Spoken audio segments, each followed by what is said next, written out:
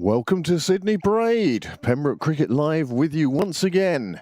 Tonight we have the Tillain Cup, Sandyford taking on Pembroke. Sandyford I even spent 3 years with in years gone by. Many, many legends of the fields of Marley Park. Roddy Vanderlee, the McConnells, Cliff Kennedy, Derek McCormack, Ray Shimmons. There's just so many good names up in Sandyford back in the day, and they're doing very well now. Up playing the seconds, Pembroke seconds in the Tillain Cup, and this could be an evenly pitched game, this one.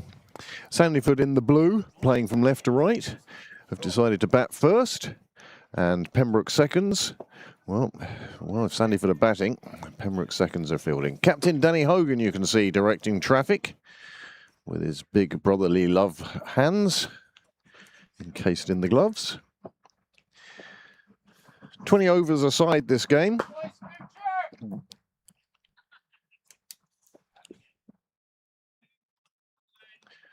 Live scoring tonight provided by one G. Mooney.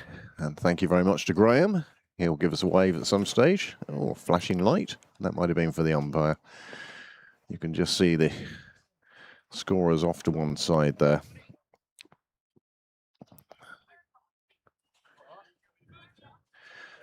Sydney Parade looking good, although the sky is completely covered in cloud.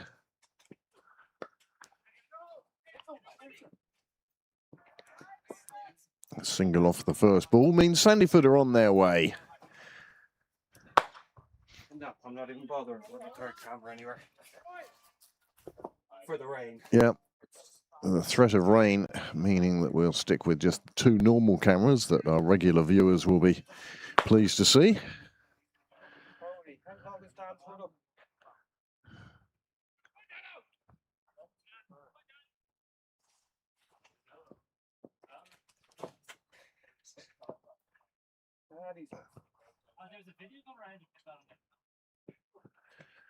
Gloved away down the leg side.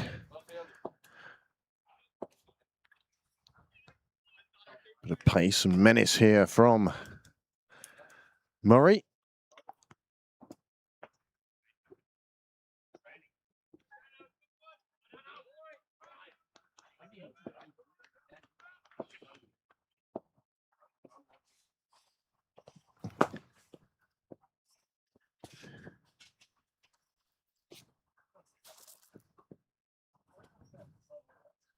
Well, that one's definitely going to be called wide, going down the leg side.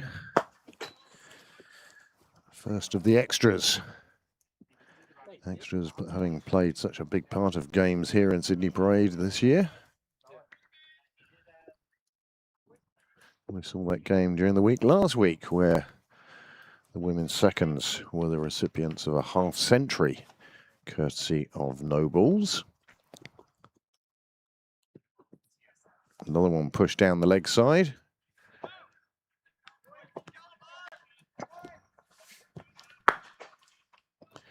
Once again, I'd say to you, our viewers, that live chat is available on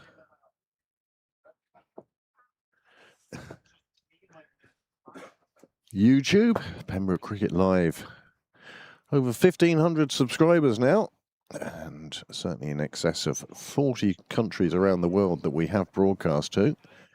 Shastri on that occasion thought this was going to be another one going down the leg side, thought he'd glance it down there, instead it's cut back a bit and changed his response.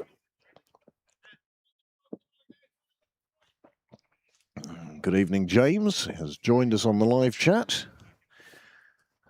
And good evening to Andy Arnott, who's down checking on measurements and development work here in Pembroke that goes on with pace. Talking of pace, oh, much better ball from Murray. Sorted out his little problem down the wides, and 2 balls left in this first over.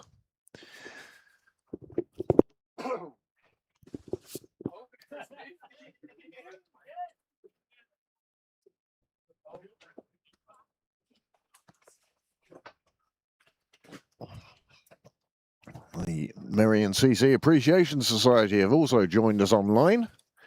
Great to see. Thanks for joining us, gents. Hope you enjoy coverage of tonight's game.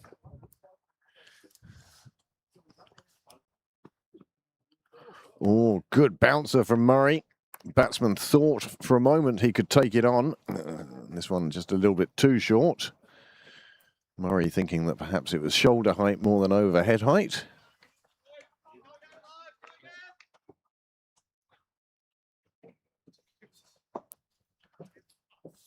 You'd have thought from the shot played by the batsman, you'd have seen how high it was, but the umpire at square leg decided that he cleared his head.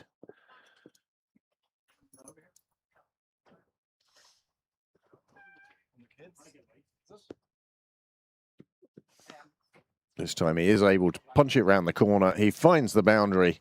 First boundary of the innings, just down to the clubhouse. A handy little turn around the corner. And that brings the first 4 of the innings, despite a rather spectacular dive.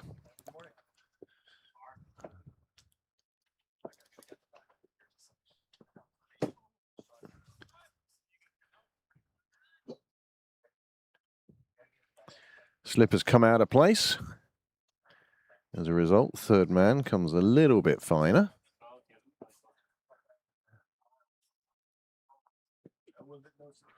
And that's a much better ball. Ball of the over, one might say. Except if you're a Sandyford player, and they'd have said the ball before that went for 4.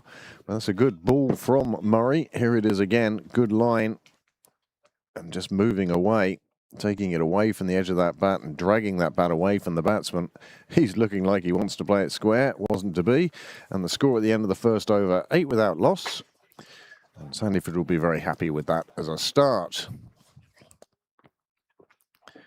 Well, whether you're on public transport heading home or you have us on in the car, like your radio, we welcome you to joining us today.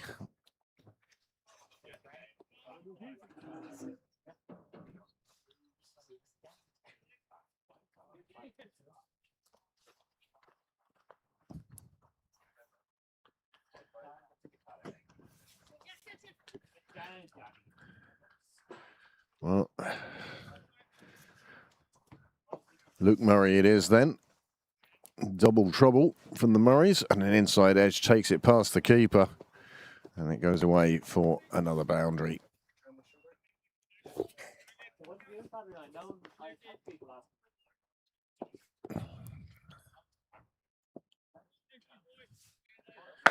Khan, who took a single off the first ball, has now backed that up with a boundary. Good ball from Murray, aiming to hit the top of that off stump, as all fast bowlers are told to do.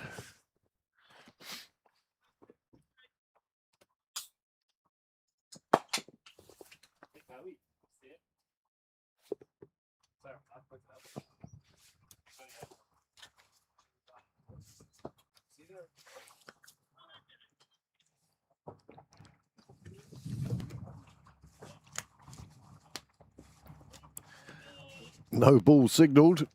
Batsman had a big wind at it before he heard it was a no ball. He was looking for the width.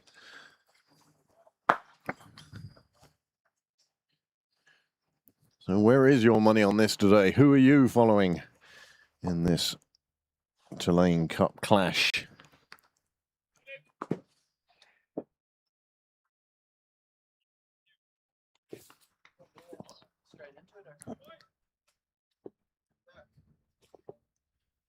Pembroke opening with pace from both ends. This one's in the air. There is a man under it, and he's put it down at third. It was a loose shot, and it slipped through the hands of the fielder down at third man. It made the distance to it, but unfortunately, it hit his hands and bounced.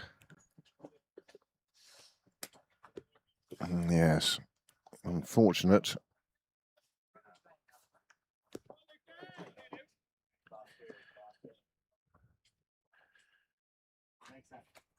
Absolutely heartened.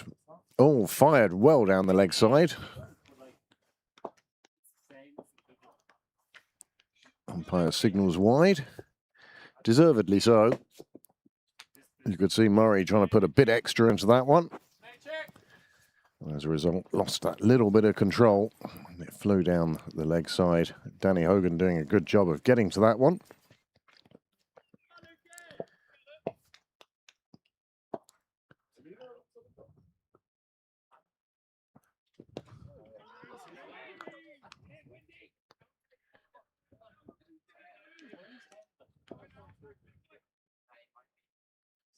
Dermot Tucker doing the fielding there in that mid-wicket. Good to see him back on the field again. And I see orange boots on the field. That can only mean one thing. That one thuds into the pads. The umpire says no. And said no very quickly. Yeah, back to the orange boots. These days of pyjamas. One way of showing your individuality, I suppose, is with the colour of your footwear. Here is that LBW appeal, or the reason for it. And the umpire deciding that one was sliding down leg as we go back live.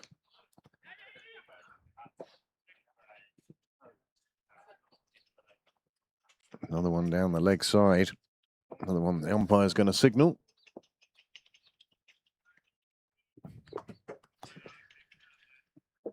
Well, no rain as such yet, but there certainly is moisture in the air. It's just turning into a low cloud, really. Moisture just being blown about by the wind. Oh, super ball from Murray to finish off his over. But another good over for Sandyford. They'll be delighted. Although there was that chance and that opportunity.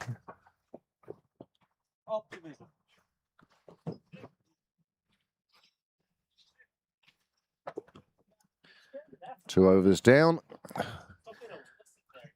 The Murray boys again. Dan will resume after Luke.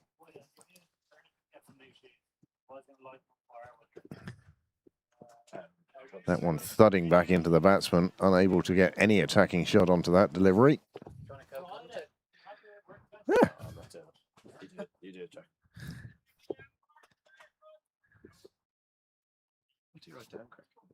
Score at the end of each over, and if something happens I want to take note of for the end of season video, this is where I do it. So I say ball 38.3, Donica takes amazing catch.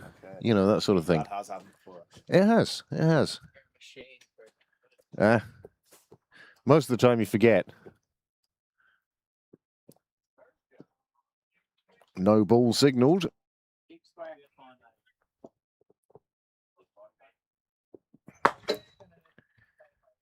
Umpire now coming forward to show Murray where his foot was.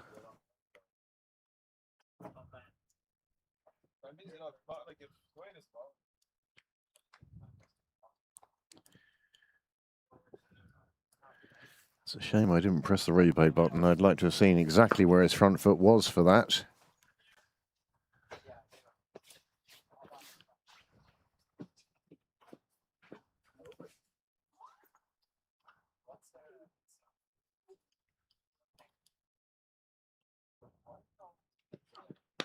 This one hit well down the ground. It's in the air again. The same fielder after it who put down the chance earlier. This time not a chance, but he gets to it nicely and gets the ball back in, having run two.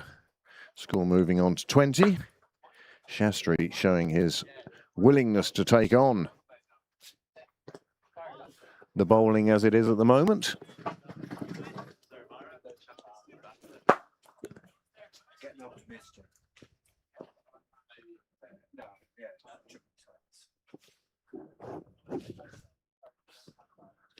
This one thudding into the, well, above the pads. I suspect there's another bit of padding hidden under the trousers there. That took the brunt of that. They got through for the leg bye.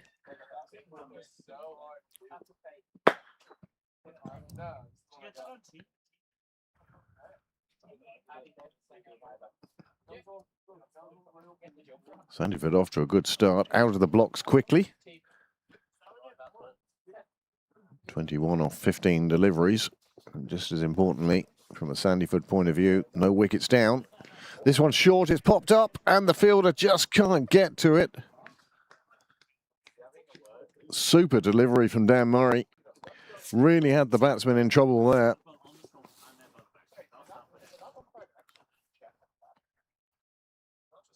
Just coming off the splice of the bat, and nobody just able to get to it. Robin Kelly of the orange boots.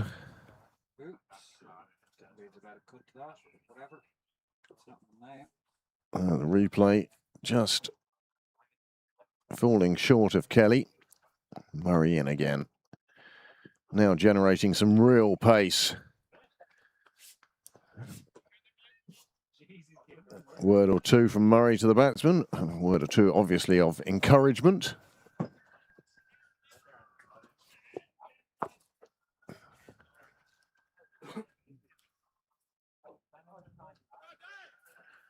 Both batsmen underway now. 6 and 7 to their names.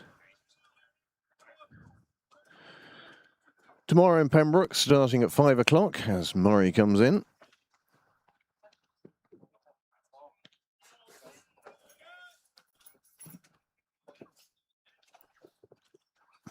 Another one added to the extras. As I was saying, tomorrow, North South Leinster against South Leinster, under 23 District Cup.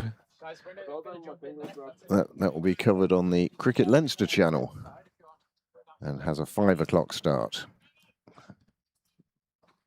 I think Dale will be on commentary for that. Tomorrow. Ever. You want to bet? I did it once with Nathan Johns. Oh no, not Nathan Johns. Andrew White. And Murray completes his second over. The score has moved on to 22 without loss. So we've had 8 off an over, 9 off an over, and 5 off the over. As I say, Sandyford will be more than happy with the start they're making.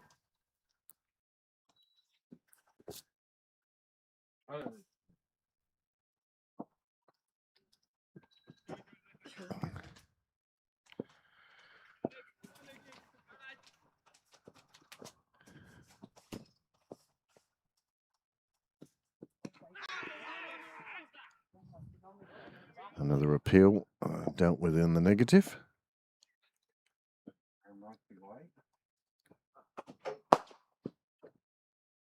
Yeah, perhaps heading over the top, that one.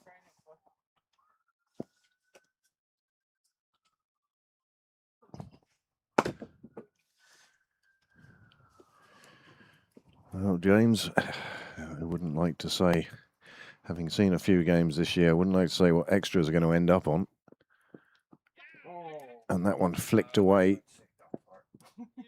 That has been saved, just a single taken. To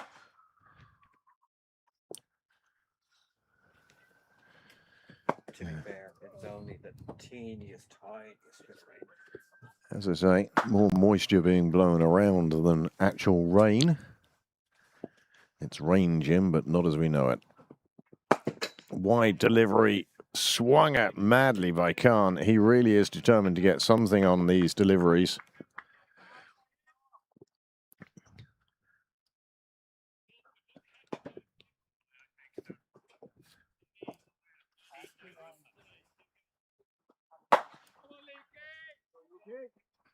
Sandyford players all sort of taking shelter.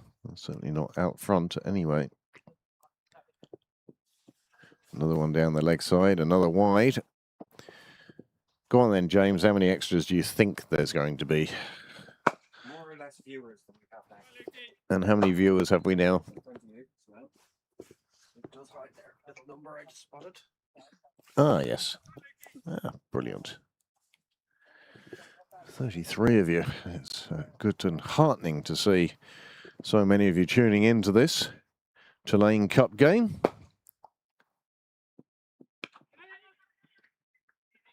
Sensible play by Sandyford. Khan on this occasion more than happy just to take the single.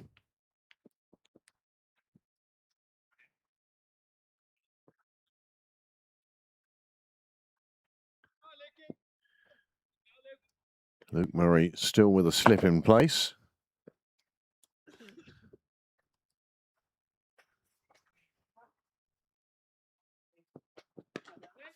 Just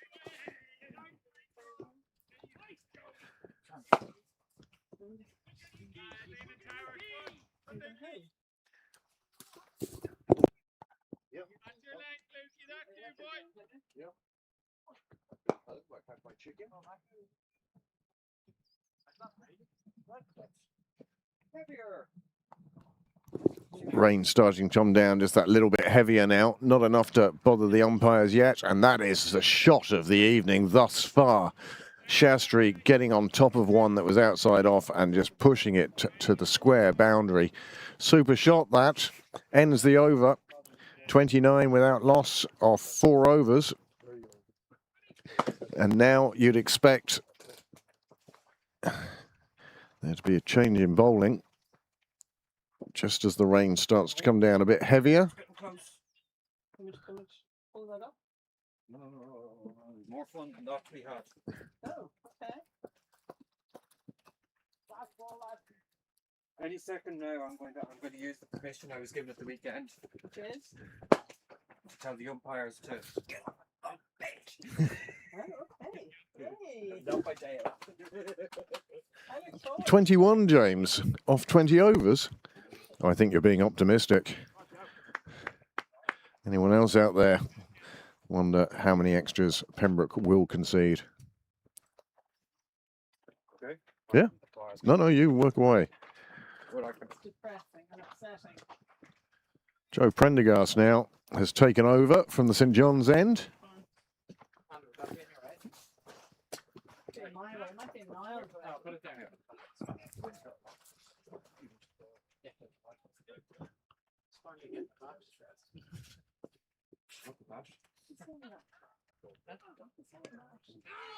Nicely taken by Danny Hogan behind the sticks.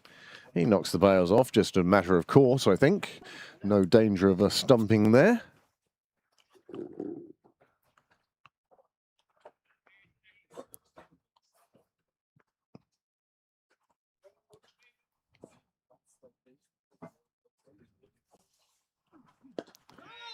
Oh, that's it. Prendergast right on the spot.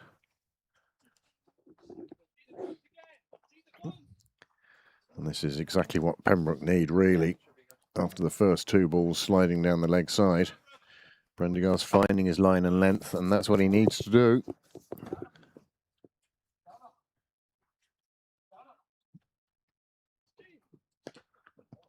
Oh, well, that's an interesting shot from all fronts. Batsman losing his footing as he came into contact with the ball, but still managed to find the boundary. Slapped the ball square of the wicket, but as you'll see on the replay, completely lost his balance and went down. He could very easily have hit the stumps there and didn't. Meanwhile, back live, he now goes square on the offside. And this one only brings him a single, but also leaves him upright. Here it is again. You can see runners and just the slightest amount of water on the pitch. And suddenly it becomes very slippy out there. I was saying this to somebody the other day that we play so much cricket on mats now, especially in junior cricket, not so much seconds and firsts, and that shot cracked away for 4 over extra. And 2 boundaries in this over, and suddenly the score lifting again. Pembroke want to get a wicket here and break this partnership as soon as possible.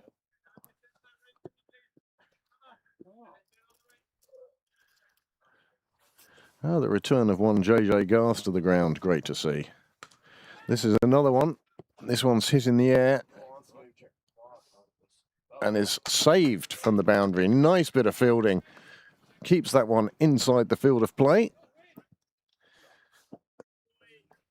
A little puff of sand as it landed. got down to it and shuffled it along quite nicely.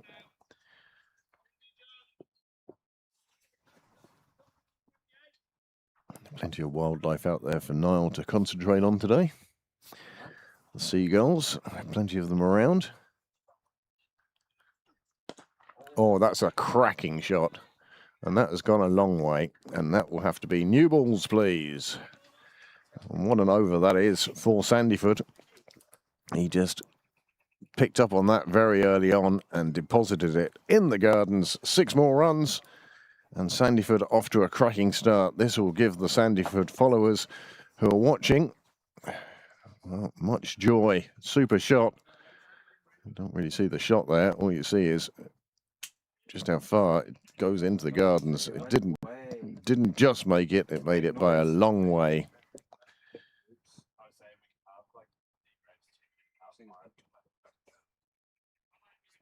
Lifted beautifully. Cracking shot. 6 more runs to the total, and off just 5 overs, Sandyford find themselves 49 without loss. Batsman's runs, well, they add up to 36, so those are the 13 runs off the first 5, which would mean that James's prediction of 21 extras might be slightly understating the mark.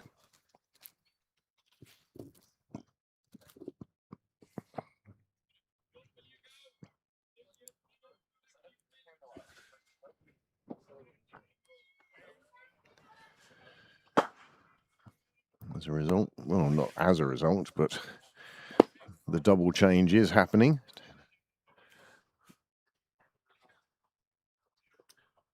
"20 runs off JP's first over, not ideal. And Pembroke really need to break these two up. It's not like they're scoring at massive scoring rates. 130, 140 for Khan. Shastri under a runner ball, but only just. But it'll be Khan that's facing, or rather it'll be Shastri that's facing the first over here. Left arm over.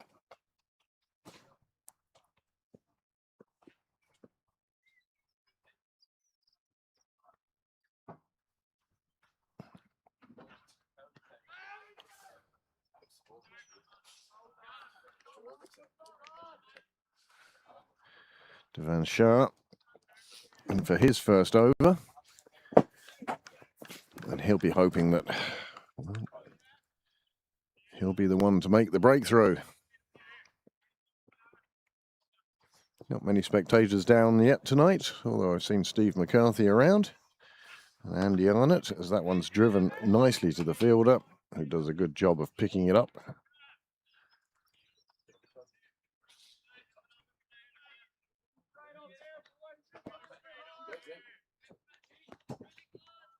Breakthrough needed by Pembroke now.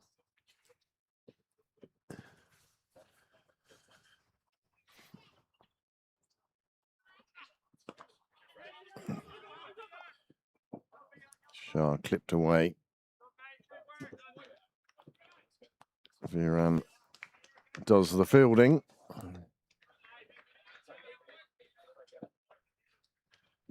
One wonders how long it will be before Danny Hogan turns to perhaps Harry St Ledger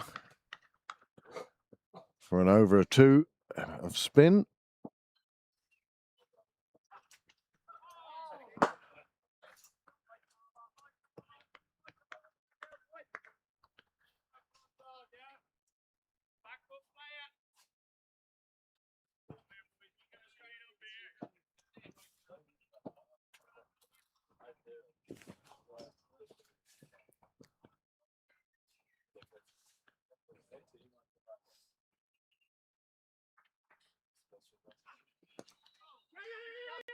Again, the left-hander clipped around the corner.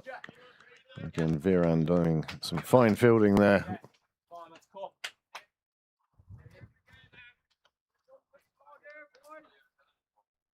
Do you wonder how the bench is made back there? Dale just moved them.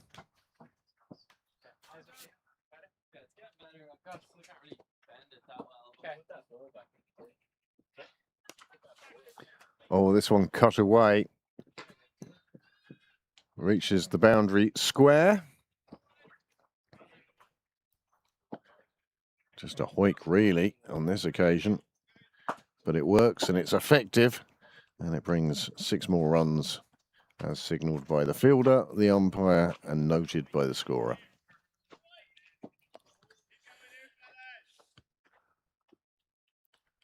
Well, tomorrow night, as I say, the Under-13 Districts Cup will be here at Pembroke. Under 23? Under 23s? What did I say? 13, it sounds like to me. Today, the schools secondary cup final. Secondary schools cup final, as opposed to the schools secondary cup final. Took place in Merion High School and Wesley. With no result from there yet. I haven't looked it up yet.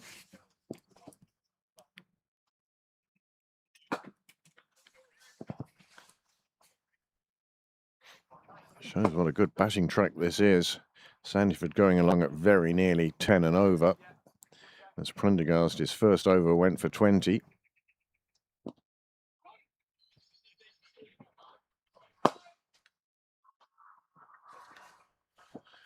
And again, I reiterate, thank you so much for all of you who have joined us this evening. We're just one short of the half century ourselves in terms of number of devices connected.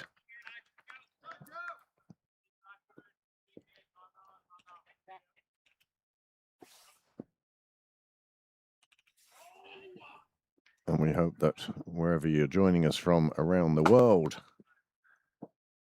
you're enjoying this Irish summer evening. Whew.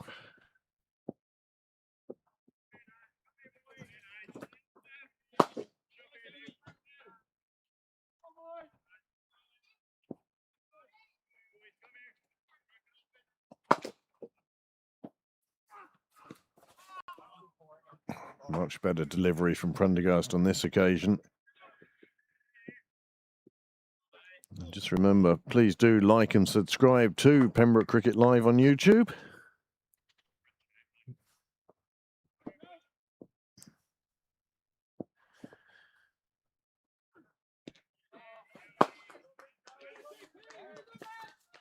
Yep.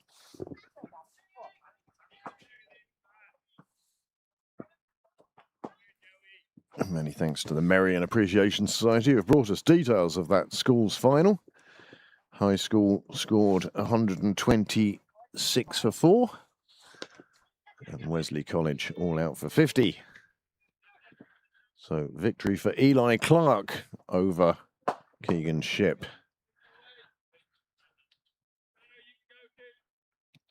That game was played in Merion this afternoon.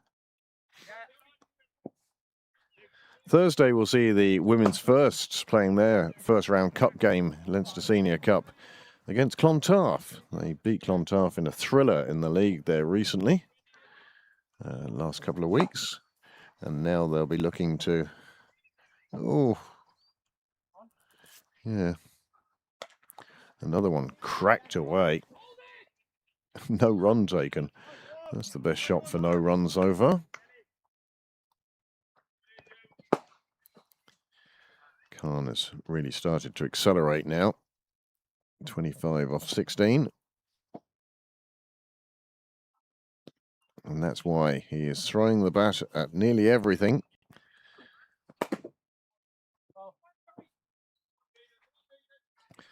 Niall's gone for a little wander away from his camera just to check out the clouds behind us and around. His weather forecasting skills to the fore. And again, the flashing blade brings rewards. And at the end of 7 overs, the score has moved on to 69 without loss.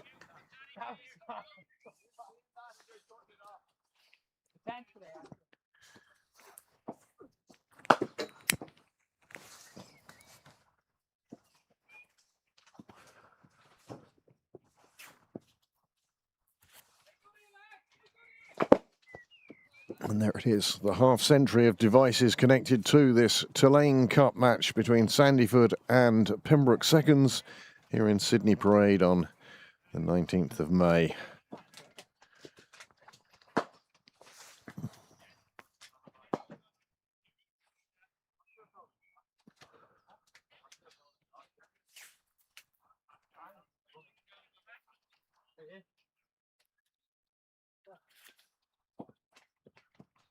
As far as certainly those in the blue of Sandyford happier than the black and red of Pembroke.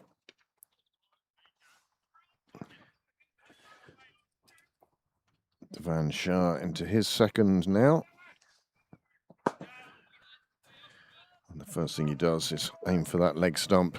Not too far away from it, but far enough away for the umpire to raise his arms.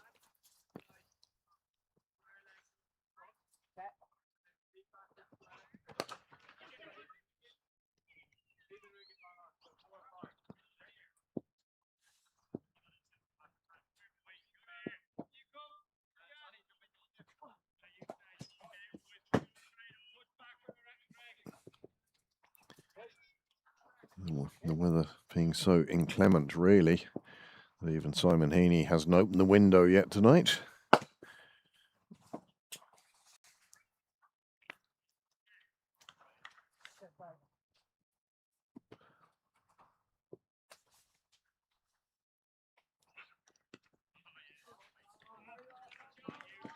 Shah getting that one past the bat.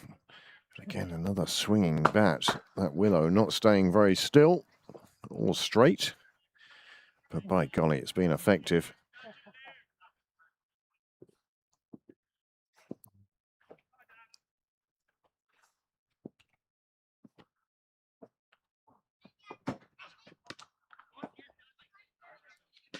Oh, cracking shot. Didn't take much. Lent into it, powered it away. And he's using, well, a lot of power here. And that one flying through extra, and neither of the Pembroke fielders, Hollins or Kelly, could do anything about that. Run rate back up to 10. And are Pembroke going to be chasing 200?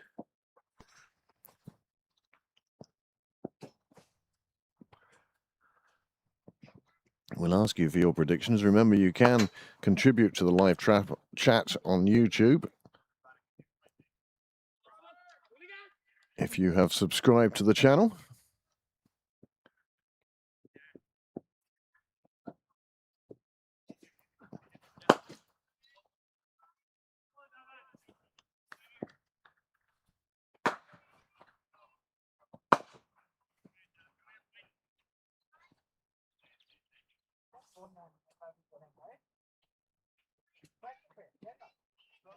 Good length there.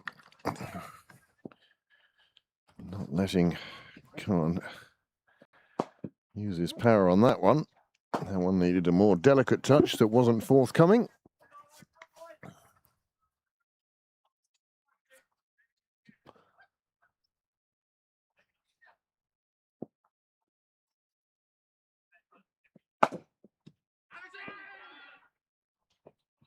Half-hearted appeal from Shan. Finishes out the over.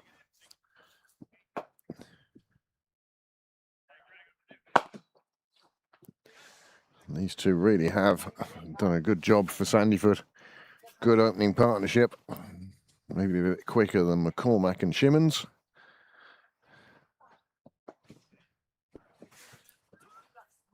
And with 8 overs gone, the score 77.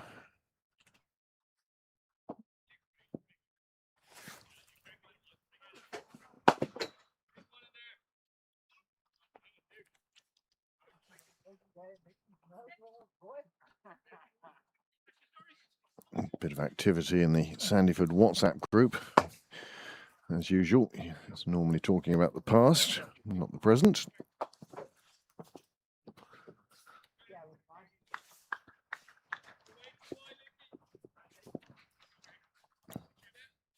I did nearly stop for coffee on the way down now and thought I'd get you one as well, but I was pushed for time.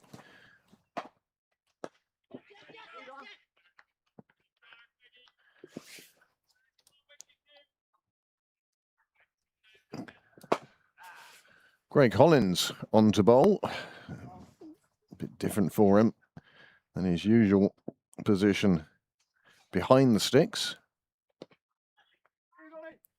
Khan's timing not quite there for the slower deliveries. No pace to work with. He certainly has enjoyed the first 8 overs.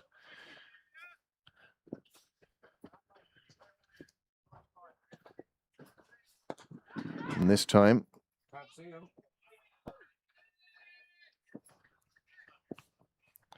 pumped down the ground for 6 runs due to the weather conditions at the moment. Our second camera only covering really 2/3 of the pitch. Now again out looking at the weather wall. Nice balance, isn't it?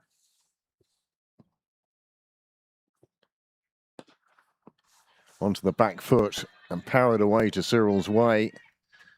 And even the spinner coming in for a bit of treatment now. Shastri, I think, prefers using his feet. Pumping that one square, bouncing it over the fence on Cyril's way.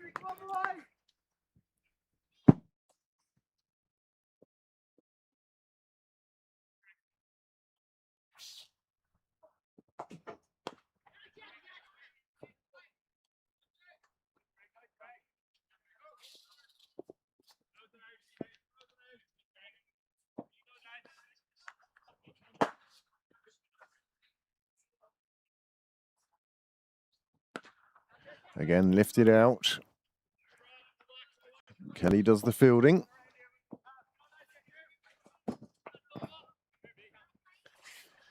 And 91 without loss from that after that first Greg Hollins over.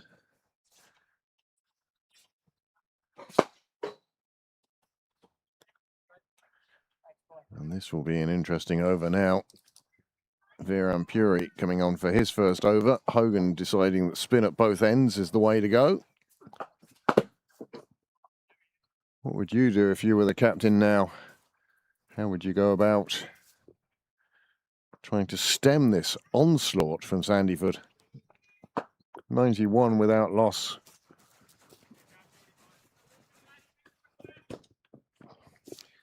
Eamon Fitzpatrick has come down for a little watch. JJ Garth also down. His finger, remember, was broken and dislocated up in Warringstown. And then this Sunday, the first Sean of their internationals will have to go up north again to Instonians.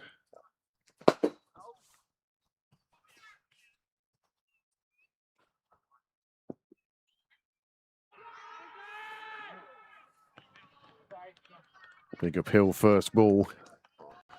Khan on 37 thinks he's seeing it very large now. Probably height on that delivery. Khan still using his power. It'd be interesting to see Shastri's approach to the left arm leg spin of Viran.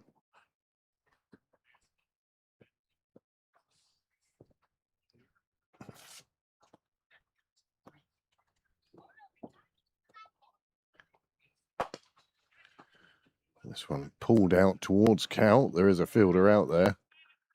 And it is a tuck. Oh, it's a Murray. Nice and deep on the boundary. Waiting for the miss hit.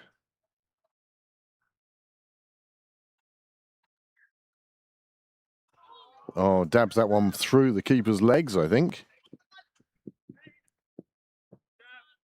Saved inside the wire.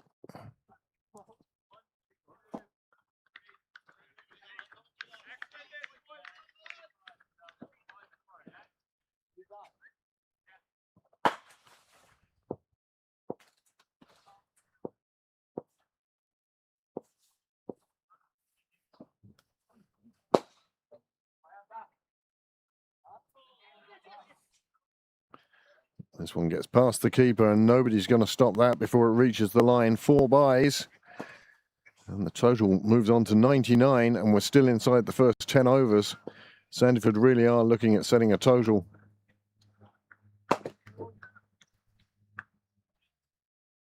Close to, if not in excess of 200.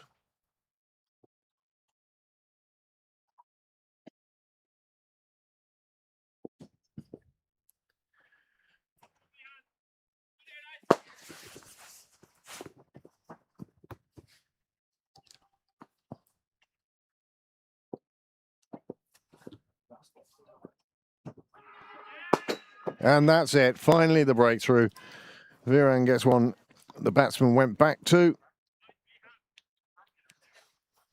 And that is the first wicket to fall. LBW. And a fine innings from Khan.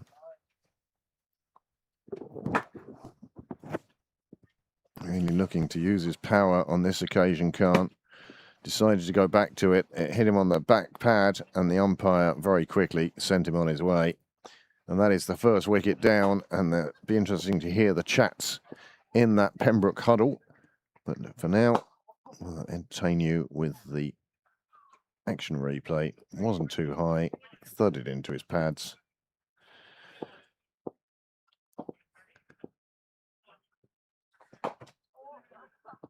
Well, Haris Harum Shalalam, 3-5-2-1. I didn't realise there were quite that many of you.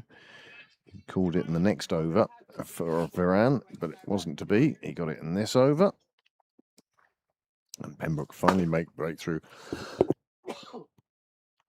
with the score on 100.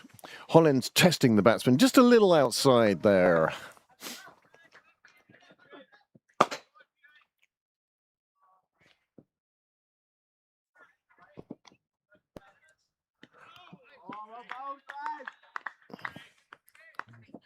Shastri now finds himself the senior partner. Pandey has come in.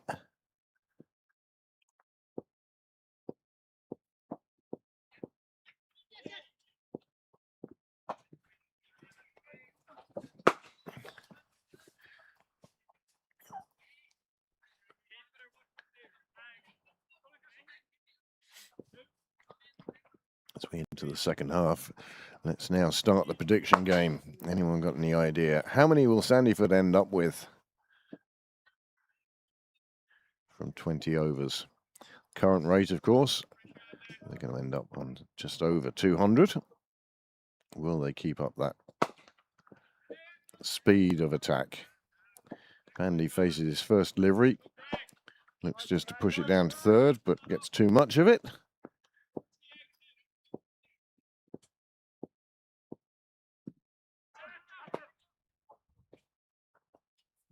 Going down leg, but again, Pandy trying to keep up the scoring rate, but without actually getting himself in first. You'd have thought with such a start that his thoughts would be about just pushing singles around the place, just like that, but maybe missing the fielder.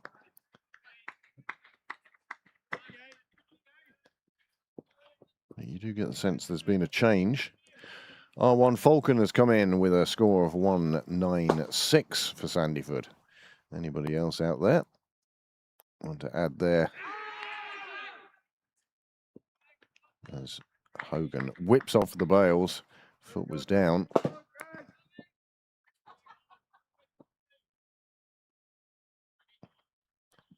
Hollins tossing it up, and the foot was dragged forward, but the batsman well aware. On this occasion now, he has powered that down the ground. The fielder has prevented the boundary and done his best to take off Hollins' head with the fielding. End of the over then. Much better over for Hollins, just one off the bat. Whoa, let that one go.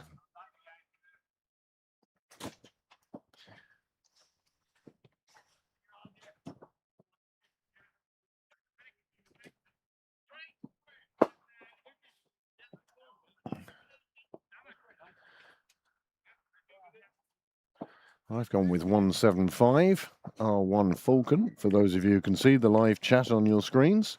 He's gone with 196. Niall?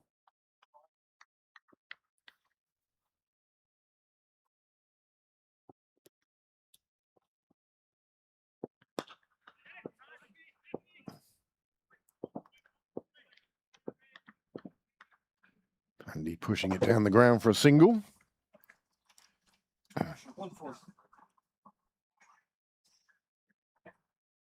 143 for Niall. He thinks there's going to be some sort of collapse here now. This one just lifted out to square leg.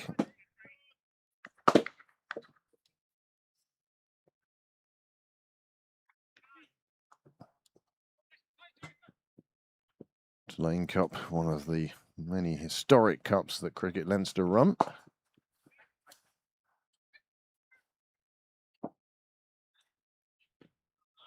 Had to get something on that. That was for sure.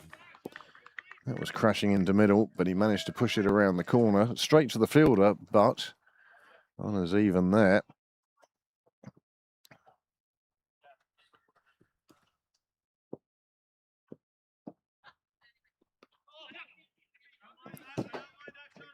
That's the shot that Pandy's been looking to play for a while. Just drop it down to third and take a single. Get Shastri back on strike. He's the one with 36 to his name.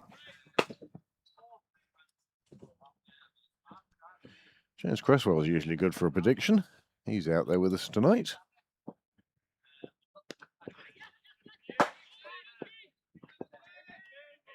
Well taken single.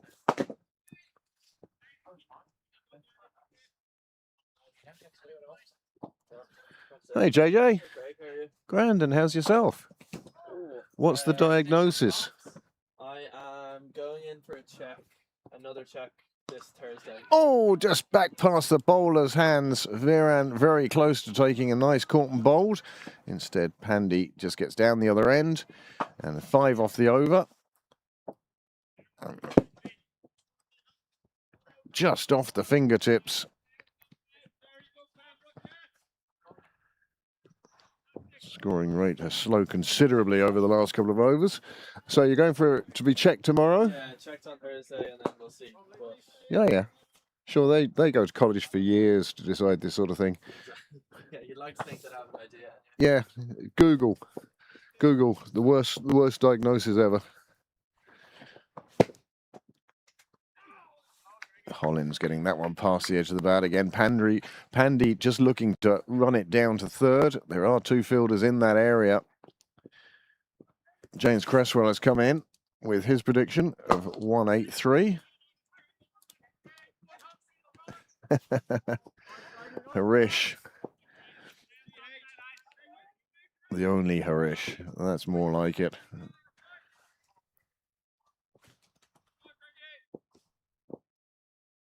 He's contributing in with the chat. I'm sure he's going to send us his prediction in a minute. And Hollins picks up the wicket. Wow, that's excellent stuff. Stand of 10 looks so much better from a Pembroke point of view than the previous stand of 99. But a second wicket falls in the 13th over, and Pembroke starting to pull this back. 196 might be looking a bit optimistic at this stage, but Hollins with this one, this delivery for the second wicket. Pitched a couple of stumps outside off and came back and crashed into middle and off. Hollins with a big smile on his face.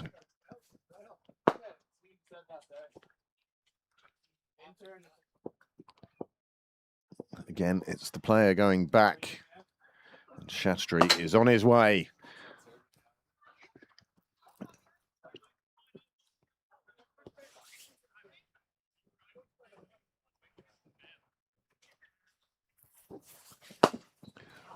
Rowe is the new batsman. He's at the nursery end and he will face, certainly his first delivery will come from Hollins.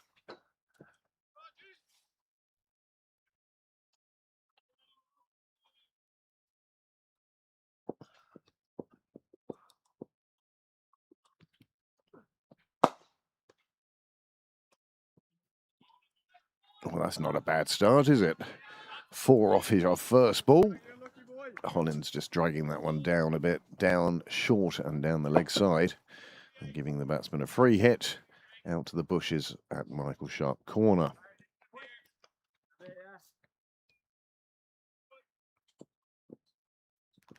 That is a replay of the wicket again. This is live. Bottom edge.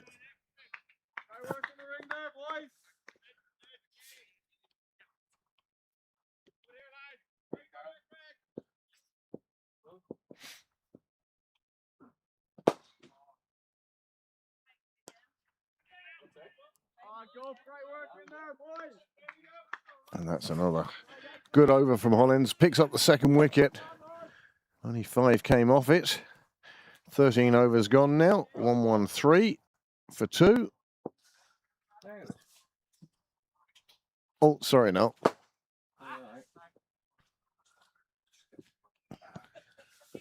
There is the batting card thus far. See the 2 openers off to a flying start, and now 3 and 4 in together, and we'll see how they go.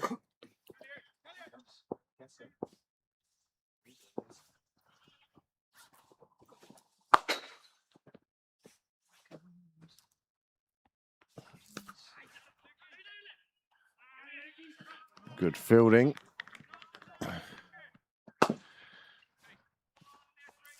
Harash has gone for 162.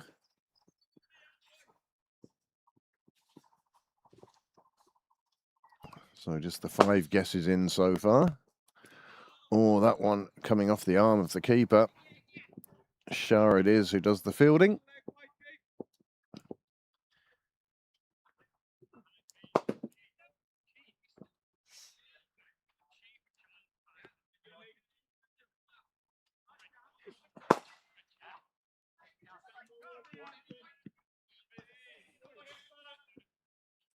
Harish, it's Greg Hollins, not Gavin. Gavin away at the Emerald Challenge, of course. And also would be above the line on the first. Gavin Hoey, that would be.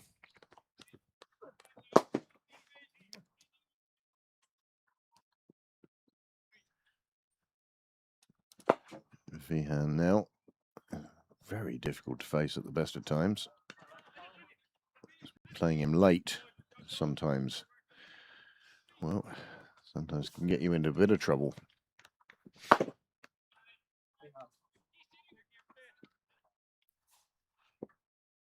Once again, I ask that if you are watching with us tonight, you might like and subscribe.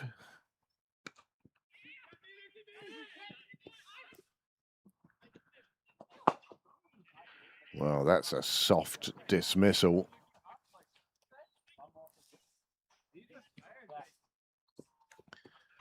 Halfway down the pitch, the little slip in the runners, and he was never going to get back in time. His partner just looking at him and wondering what he was doing. The fielder was there, played away, and decided that on the strength of the shot, he was going to take the run. Wasn't to be. The throw back to the keeper was clean and just knock the 1 bail off. And 116 for 3.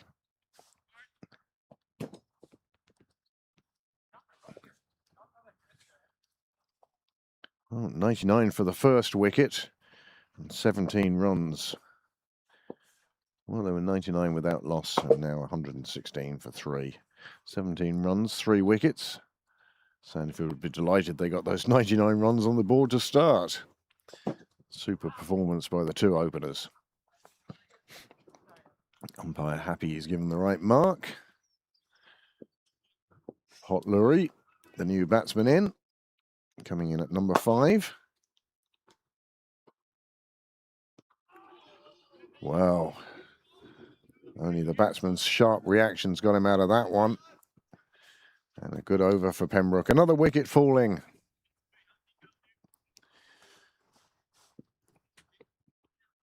Harish has come on air on the live chat to say Niall's prediction looking ominously realistic.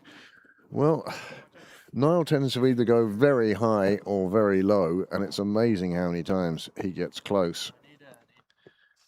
If you want a reader of a cricket game, he is a very, very good one. Hollins to continue. This will be his last over. Unusual to see him with ball in hand and not gloves and pads, but skipper Danny Hogan deciding that the side better served with Hollins' off spin. Short, lets the batsman just lean down and push it past the fielder. It won't make the rope, but another 2 onto the total.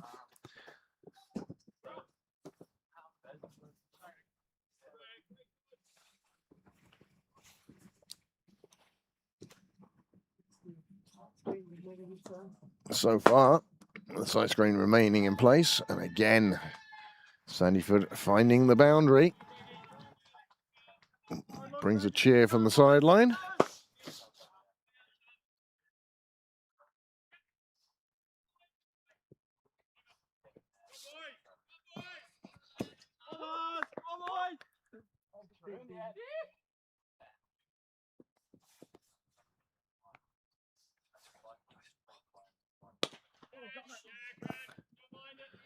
Hit past the athletic Hollins.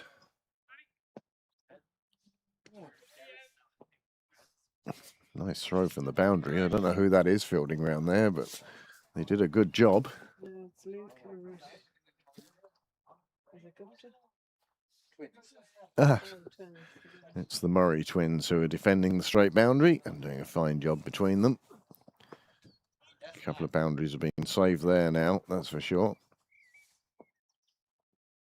Another one outside off that's just a little outside.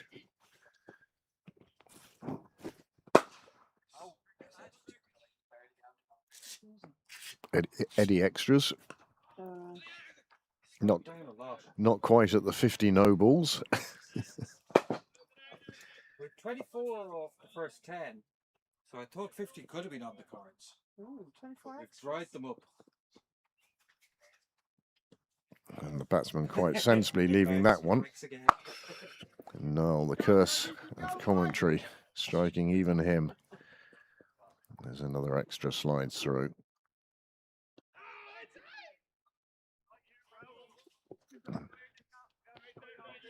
Well, that is the end of the over. We showed you the batting card earlier. We'll have a little look at the bowling now. As you can see, the 6 bowlers used. Joe Prendergast took some real tap in his first over. The first one went for 20, the second one went for 11. And there you see the wickets as well. 99, 109 and 116.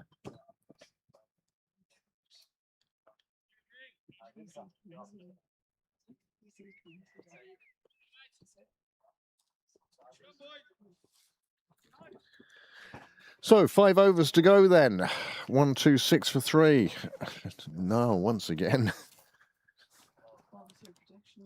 1, 4, 3 for Niall. It's hit in the air. The fielder is there and it's gone to ground. Unusual. You wouldn't normally expect Gupta to put one down. I'll see you later.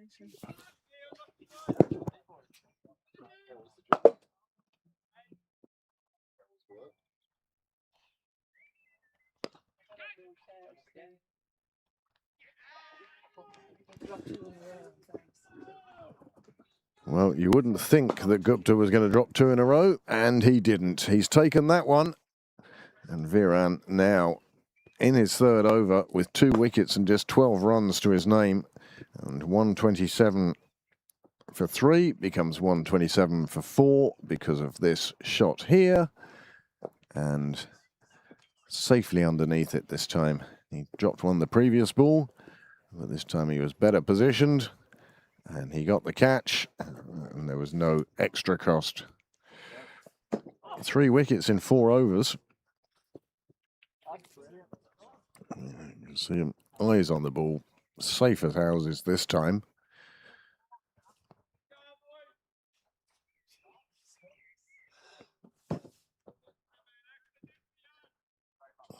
And it certainly has been the spinners who have turned this game, well, Pembroke pulling it back a bit, if anything.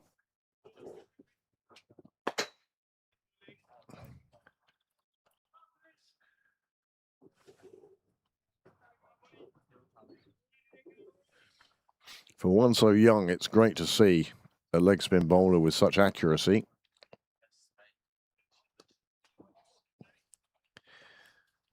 He's causing as many problems to the Sandyford batsman as he does to me in the nets.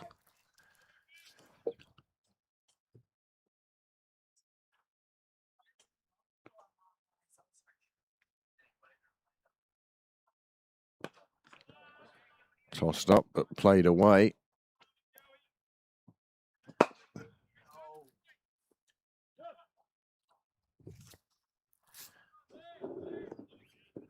You're quite right, sir. Niles 143, starting to look very good indeed.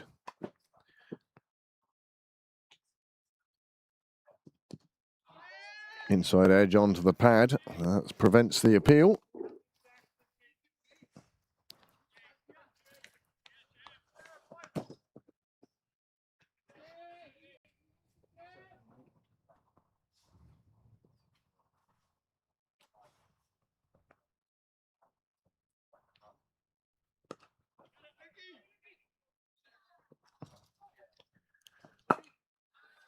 That one threading the eye of a needle to make the boundary. Two Pembroke fielders diving for it. Neither one could prevent it, finding its little home on the range. 132 for 4. And that's Viron's spell done.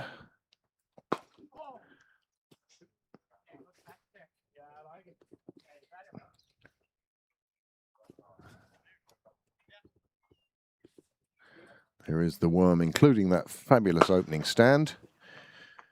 But the fall of wickets since somewhat have slowed down the scoring rate.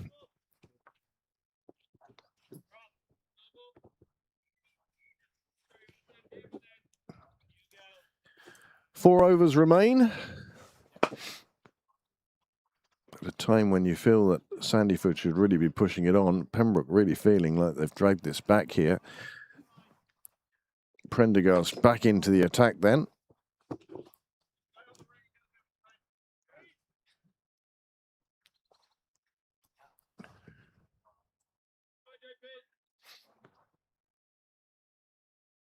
Samant is the new batsman, and he'll be the one to face Prendergast.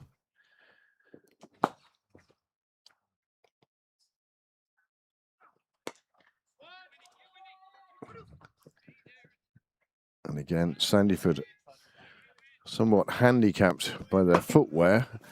One feels that having taken the first one quickly, it was the time taken to turn that stopped the second rather than the fielding.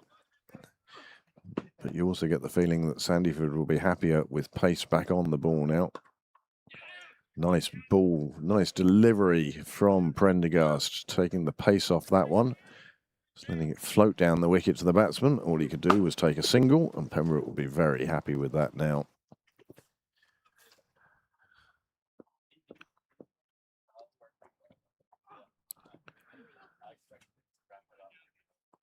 Samant with a flowing shot, making no contact with the ball. Oh, sorry. Is there another one? Yeah.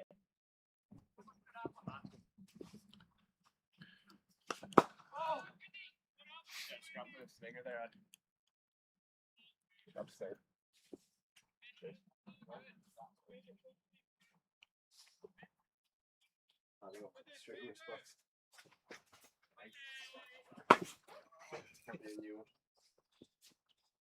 Take it down from 140.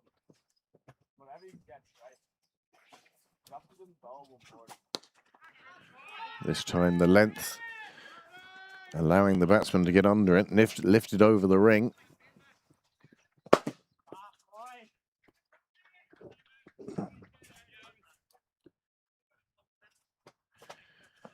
Prendergast to be a lot happier with this than his previous 2 overs. 5 from this so far, 5 from 5 deliveries. And 5 from the over.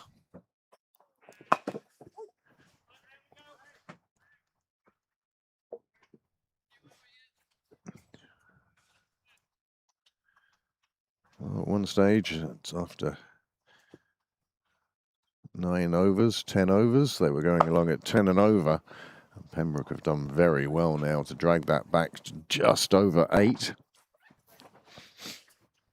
And with Viran now finished,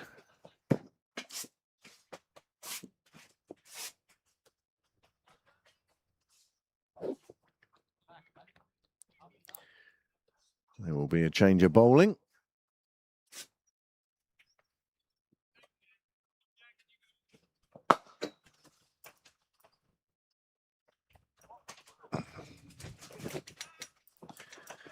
having seen the left arm bowling of Shah earlier.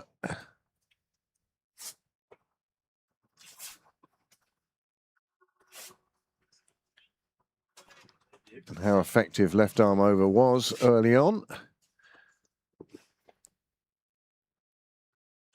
Danny Hogan now using a 7th bowler in Donica Cosgrave.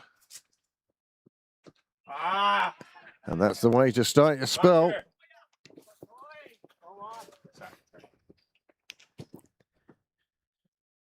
And the wicket falling with the score on 134, 134, 137 even.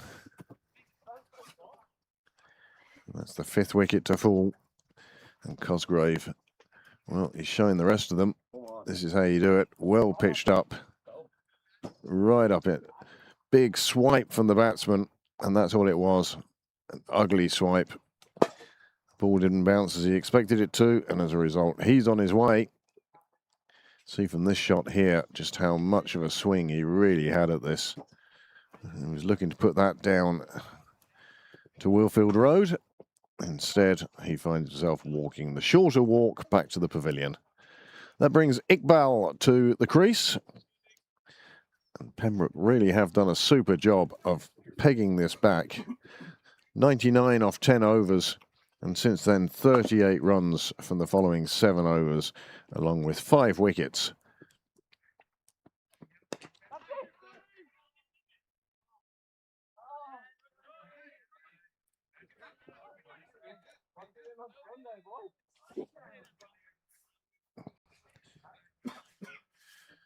Once again, Niall, your powers of prediction.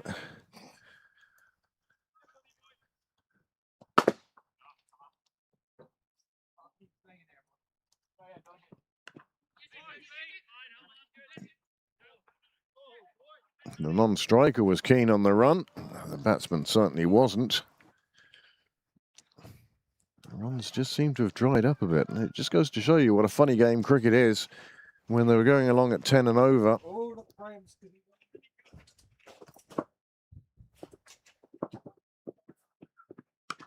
Well, there we go. That's the shot he wanted to play for a while now. And that is a super shot. Clears Cyril's way, hits the fence, doesn't disappear into the garden. That's pretty much a perfect shot.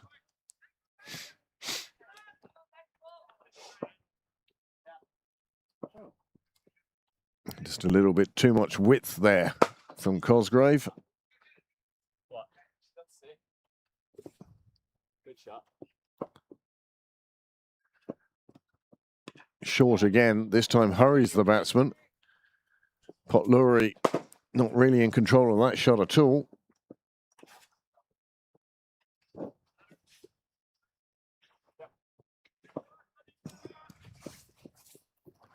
Yes, the scorer's gazebo under attack from the wind.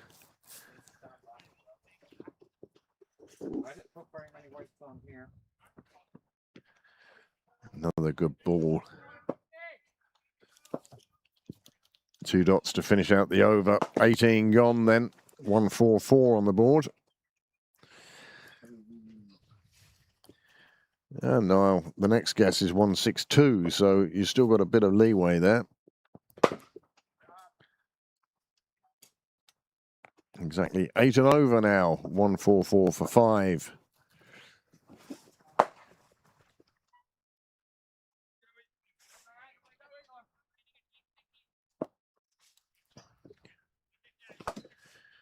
JP to finish his 4 overs now.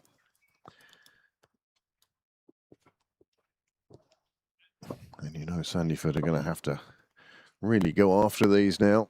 12 balls remaining, still 5 wickets in hand. So expect to see a lot of bats being waved about now.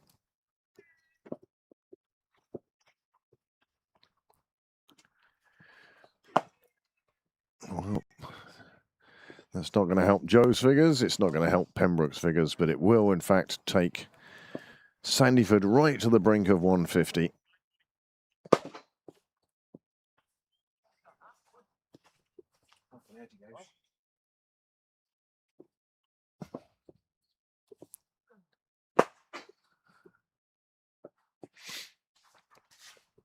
He might need help looking for that in there.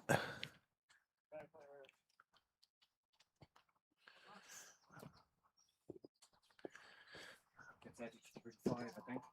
35 for extras, yeah?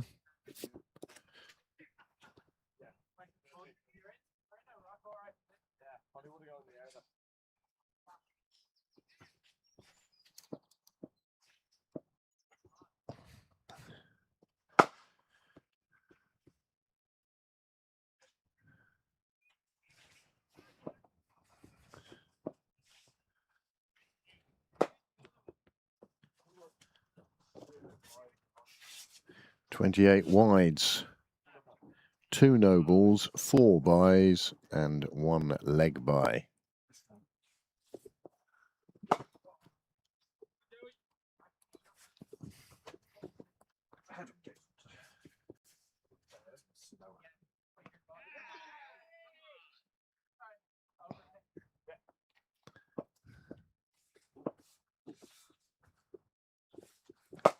Batsman pulling away. And Joe kept going anyway. And hit the stumps. Dead ball.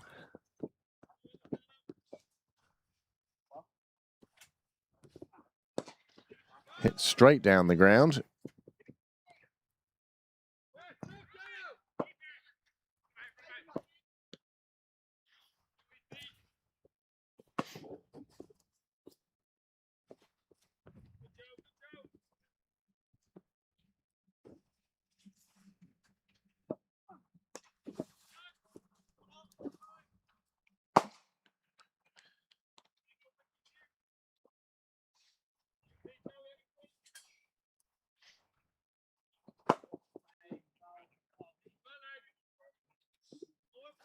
Pembroke are going to have a good go at chasing this down. It's a super total put up by Sandyford, in part in main,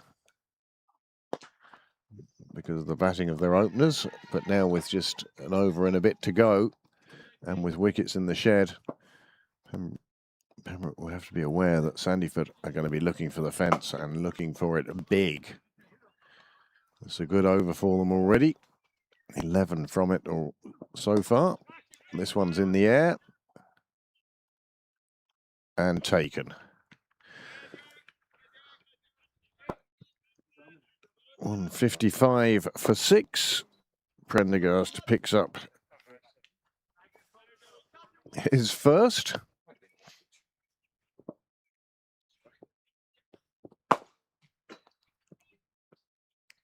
And a nice gentle catch taken. So Iqbal's stay is a brief one. And there remain now just 8 deliveries in this first innings of this Tillain Cup Cricket Leinster competition.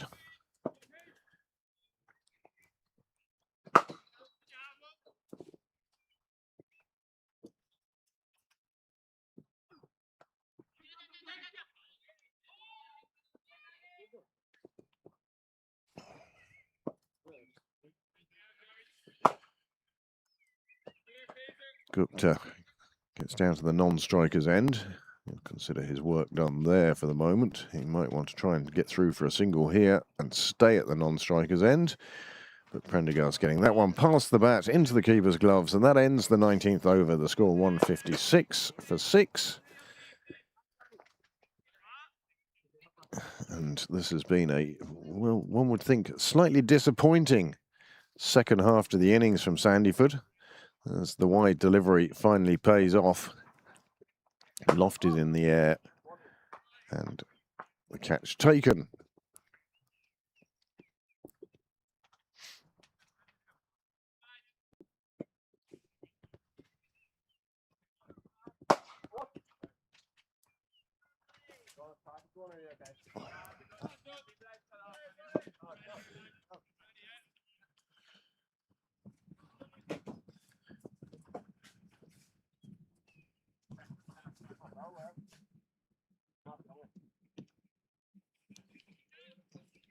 Cosgrave getting the honour of the last over on the basis of his first over. Went for 7 runs at a time when Sandyford really looking for them. Harish's 162 is now in pole position. Oh, that's I'm sorry.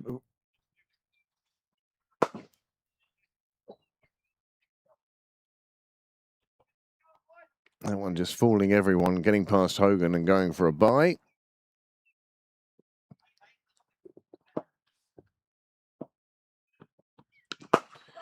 Again, looking wide outside off stump.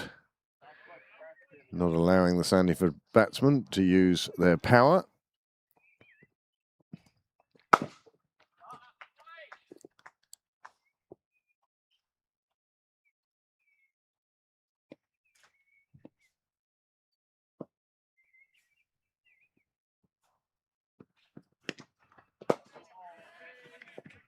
And what a super delivery with just 3 left. One of them really not giving the batsman any chance to get any runs from it.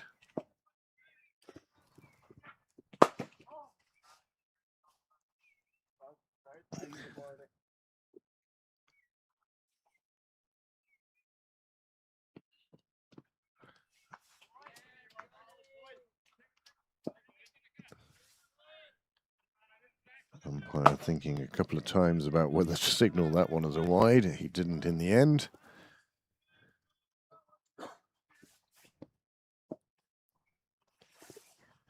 And the final ball of this first innings.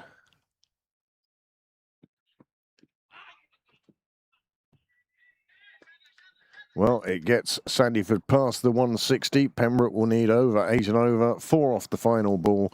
162 for 6. And Harish, 162, got it absolutely spot on. No arguing with his result there. Unfortunately, you have to be in person here at the ground to collect your prize. So the first innings is done. Sandyford on the back of a superb opening partnership of 99 off the first 10 overs have managed to get themselves up to 162 for 6 off 20 overs. Pembroke did very well in the second 10 overs to drag back the score, and a big part of that was Viran Puri and Greg Hollins. They both put in super little spells there, but Puri in particular bowled exceptionally well. We'll take you through the batting card for Sandyford, and it will certainly demonstrate that starting partnership. The 2 openers, Khan and Shastri, well, they did superbly well. Khan ended up being top scorer with extras 40, and top scorer with the bat, 40. Shastri with 38, and then Lurie with his 17 not out, sort of looking after the tail. But really, it was one where they failed to take advantage of such a brilliant start from their openers. From a bowling point of view, well, Pembroke used the 7 bowlers. It certainly gave Captain Danny Hogan a bit of flexibility, and he did his best to avail of that. The best of the bowlers from a pure figures point of view would be Viran Puri, 2 for 17. But not only that, he provided the control that was needed at that stage. He was bowled in conjunction with Greg Hollins, who also picked up 1 for 33. And Donica Cosgrave, well, he picked up 1 with his first ball and then spent the rest of his spell trying to stop them from scoring too many runs. Extras, as I say, bit of a problem. That's 2 per over, and the equivalent of 6.5 overs extra that Sandyford would have received. So that's that from there.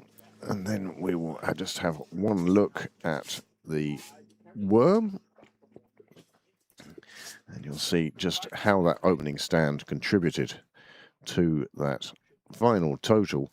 But you can see it's split into 2 halves at 10 overs. The fall of that first wicket. To the left of that, you see the steep graph, as Sandyford did so well to get to 100 off 10 overs, 99 off 10 overs.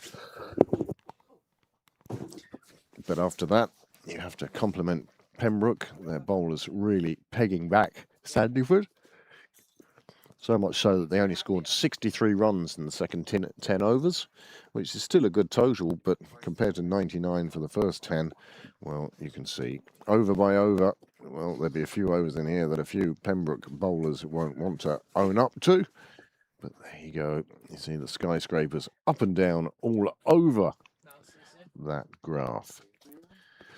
So the second half will begin in just a couple of minutes. Sandyford outside already practicing their fielding, and Pembroke inside no doubt deciding which of their big hitters are going up top. We will join you again in a minute, and once again, thank you very much to all of you who have tuned in so far this evening. It's been great and heartening to see just how many of you are there.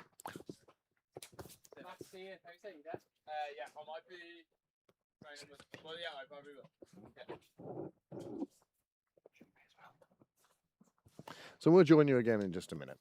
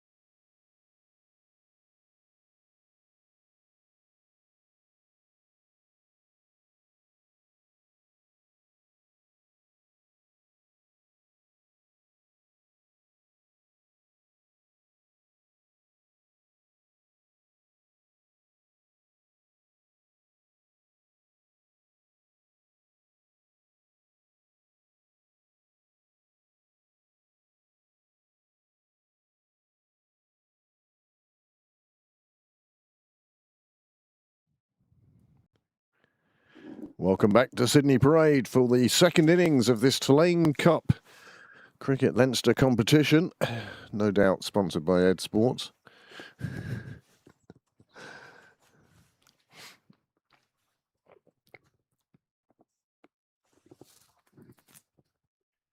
Sandyford first and Pembroke seconds. These two sides, of course, never going to meet in the league.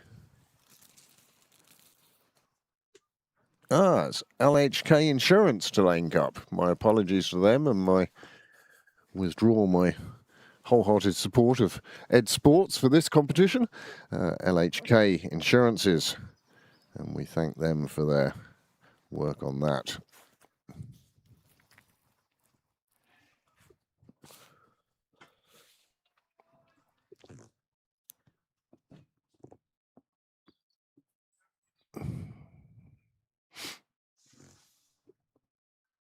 Pembroke batsman warming up outside the clubhouse.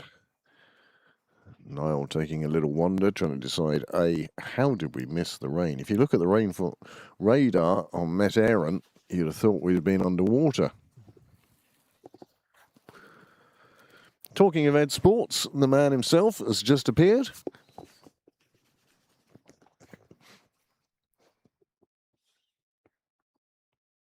And the umpire players now making their way to the middle.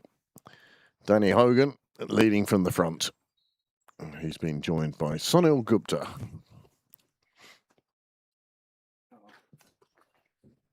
No, we don't have groundsmen out there making a racket. Yes. We'll let you hear them again. Yeah. Yes, the sound of the hoover, the blower, in the capable hands of Dale McDonough.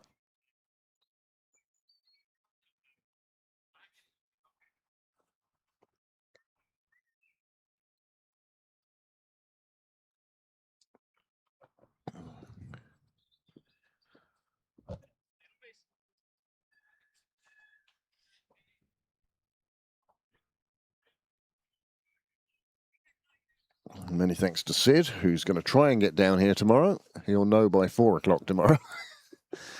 But Sid, if you're there, and you do come down into provincial game, Cricket Leinster production, you'll be appearing on the Cricket Leinster channel. And you'll certainly earn the grateful thanks of me anyway. And I'm sure of Cricket Leinster. Gupta and Hogan then will face the bowling of Gupta. There's 3 Guptas on the field today. Pembroke require 163 in 20 overs. And you can see at the bottom of your screen that the rate required 8.15 at the start.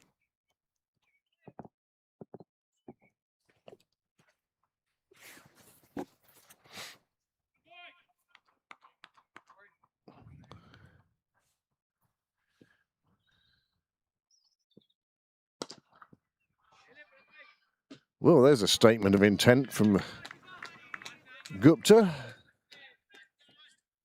So Gupta onto the left armour straight away. It was a very good ball. If he hadn't made contact, maybe his only saving grace might have been pitching outside leg, but he's plonked that one straight over to the fence, protecting Cyril's way and protecting those people walking down it. 6 off the first ball.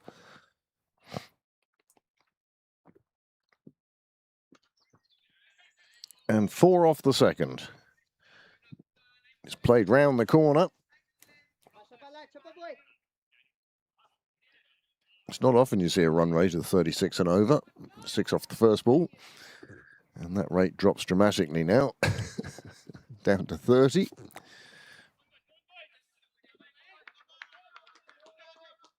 There's no way you keep that up. But a good start from Gupta. 2 deliveries, 2 boundaries. Pembroke certainly are going after this in a hurry. Boundary, boundary, boundary.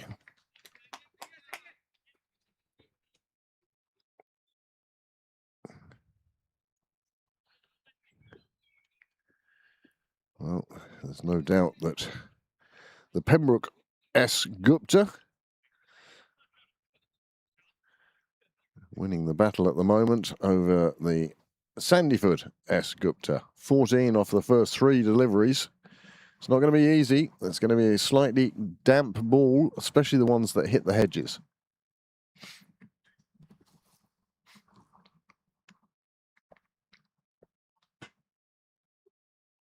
Just as Sandyford got off to a flying start, so Pembroke also doing the same at the moment.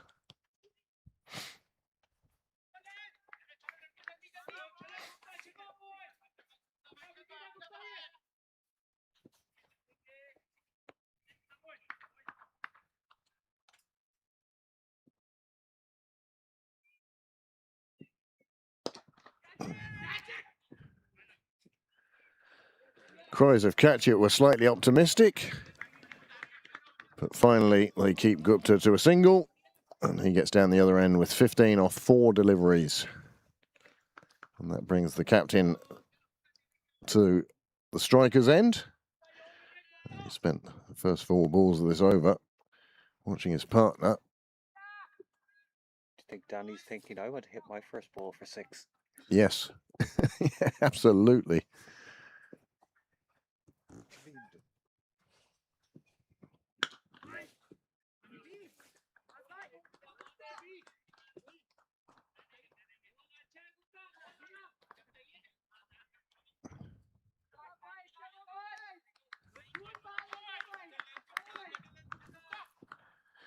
Harish, your prize was at the ground. Unfortunately, I've drunk it, so no prize for your 162.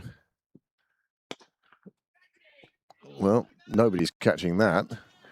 Into the fence on Cyril's way. Drops with a little thud onto the bench. And that's another big boundary for Pembroke.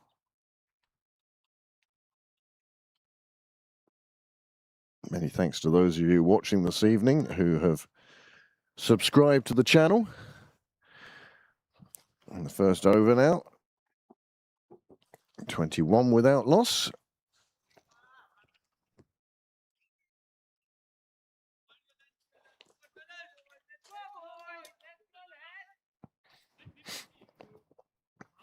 And you wonder if that assault on Gupta's first over will A, see him get a second, and B, has it influenced the captain's choice to bowl from the nursery end?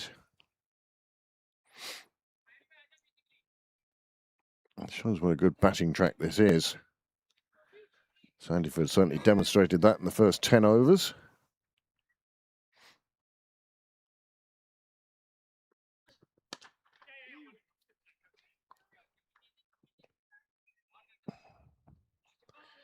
Fielder sitting right back on the ring, can't do anything to prevent the single.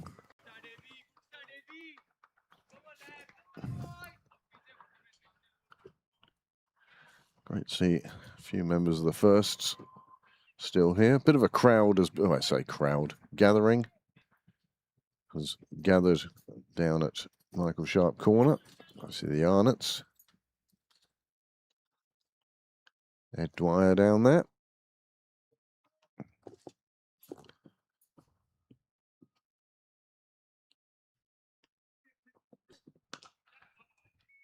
And Hogan this time just content to take the single, stroking it out to the offside.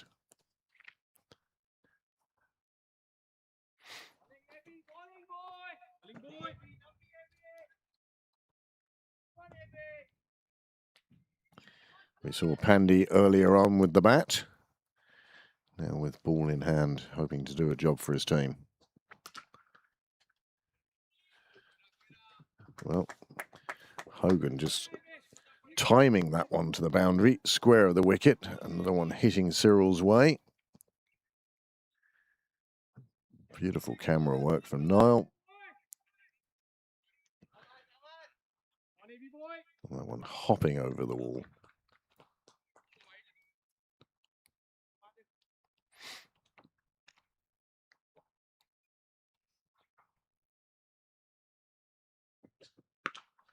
This time swinging on it very early, taking it round to the leg side, and this is a display of superb hitting from Gupta. He's moved on to 24 off just 7 deliveries, and the number of times he hasn't reached the boundary, far outnumbered by the number of times he has.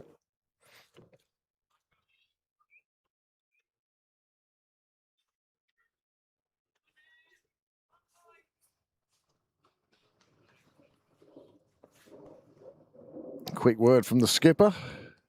Something about outscoring him, no doubt.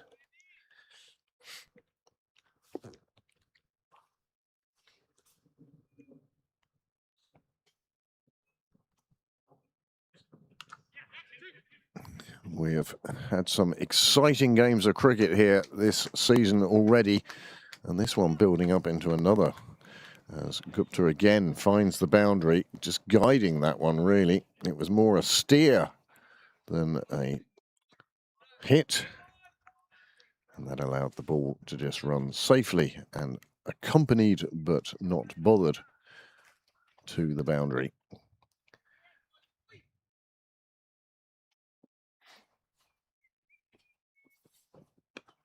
This time it's in the air, it's just out of the reach of the fielder.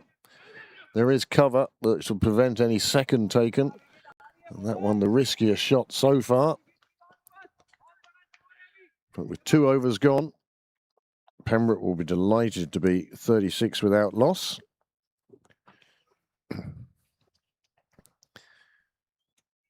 Neither player really having a chance of a catch there.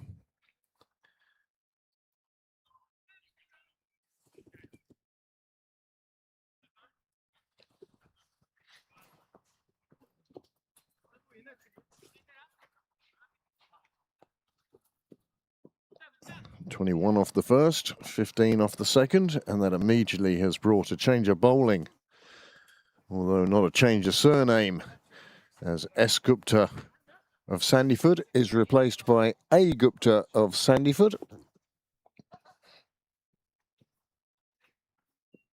And Sunil Gupta of Pembroke goes on. There's an appeal there. I'm sure it was for LBW. I'm sure the umpire got it absolutely spot on. And it's great to see that these two batsmen, although they're finding the boundary with such regularity, not above taking the leg byes and the singles and just keeping that score ticking over.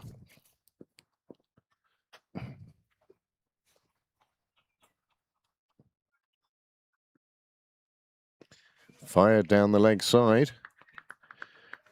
Hogan left that alone very early on. He's thinking of the shovel round the corner. Not needed on this occasion. They'll take the run as given.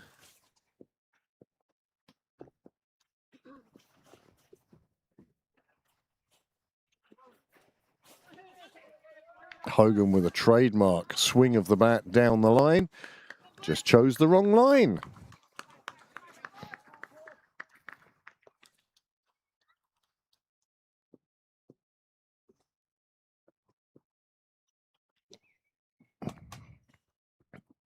Again, expansive shot.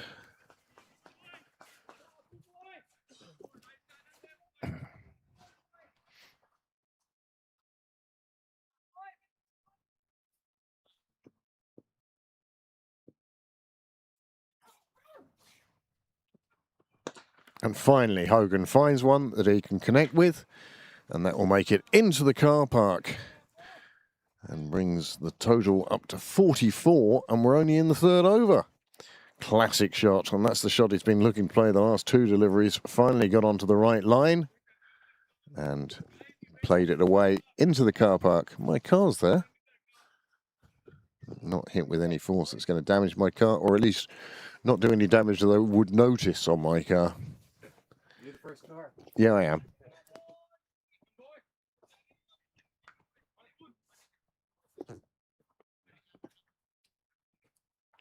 So with 16 balls delivered, Pembroke now on 44 without loss.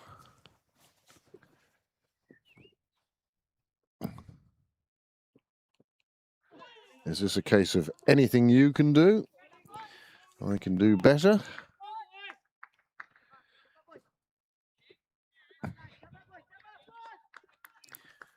Well, Pembroke began this innings 17 balls ago. the run rate required.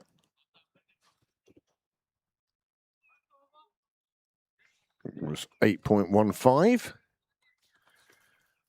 And Pembroke have now got that figure down already. After 3 overs, have got it down to under 7 and over. Sunil Gupta now 29 off chest, 10 deliveries, and Danny Hogan 14 off 8. Both of them batting well above 100. The good point from a Sandyford point of view has been the lack of extras. Remember, Pembroke gave away 40 extras in 20 overs in the first innings. And that's a big part. Almost a quarter of the score was extras.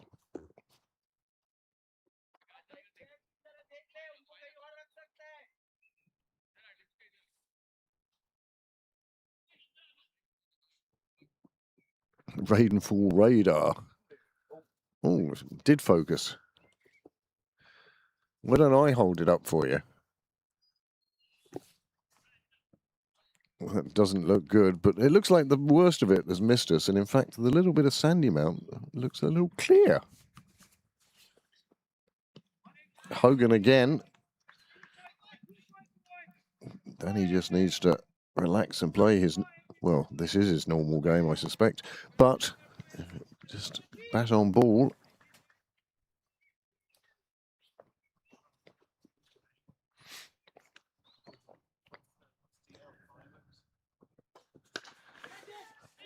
Hogan, the one-handed shot, and it goes all the way to the hedge bench. That one hedge in front of the chapel that's cut into the shape of a bench. But it's another 4. He did finally get bat on it, although the bat was only held by one hand, and he did get it away to the boundary. Score has moved on to 49, and they're almost 2 overs ahead of where Sandyford were, and Sandyford got off to an absolute flyer. Another one to the boundary. 4 more. There are plenty of runs out here for both Hogan and Gupta, and they are both flying along now. Another one-handed bat shot. It doesn't change the result. Another boundary. No ball as well. Free hit now for Danny Hogan.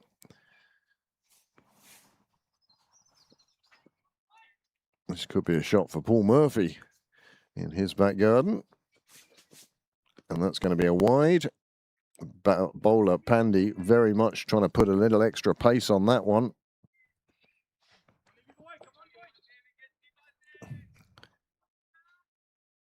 What a start this has been for Pembroke in chase of that very good total of 162.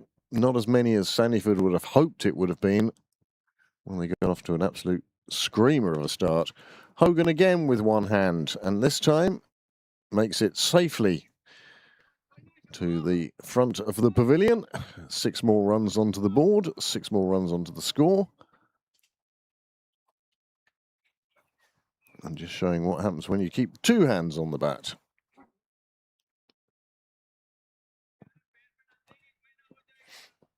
Hogan has now caught up to Gupta, 28 and 29.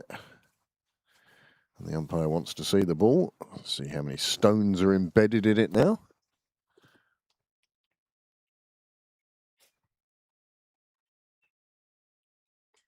And Pembroke, from being in a, well, I'd say a tricky position with 162 on the board for Sandyford. They've nearly got this chase down to a run a ball, just from some very aggressive batting from this opening pair, just as the Sandyford opening pair got them off to a good start.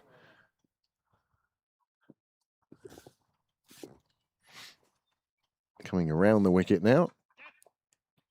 And this one carved away, but the fielder who's been put onto the fence manages to come in and save 3 runs. Both batsmen now on 29, and just show you the difference. Well, Sandyford have only had 4 extras thus far.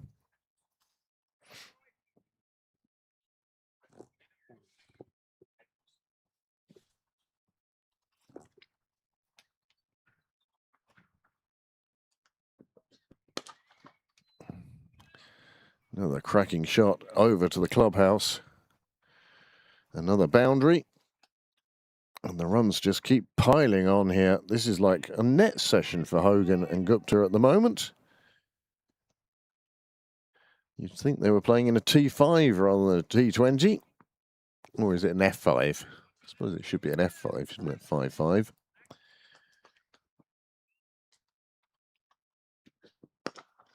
Nicely played away on the leg side. Once it got through the ring, there's nobody out there going to stop that. And that brings 70 up and does now mean that Pembroke require less than a run a ball. Well, these batsmen on the seconds, they are certainly showing the players on the firsts that, hey, your place, if you don't score runs, your place could be in trouble. 25 coming from that over. 10, 15.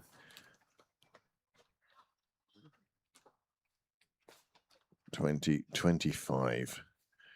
My goodness, what a start this has been. 70 off the first 4 overs, and now the run rate, having begun 4 overs ago at over 8, has now come down under 6.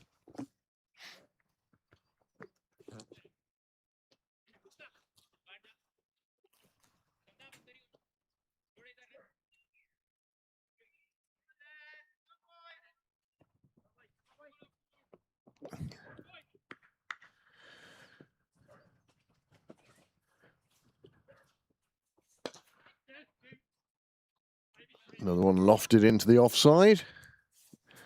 The call is 2, maybe 3. I think they'll be happy with 2. And they certainly will be.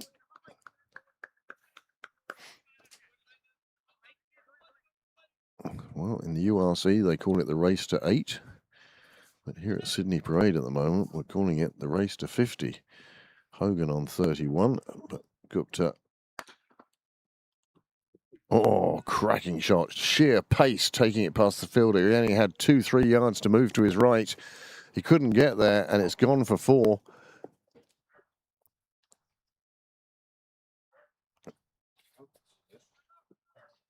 And that's a lovely shot. You can see the fielder. He was hoping it was going to hop up into his hand. It didn't. And Gupta goes for more again.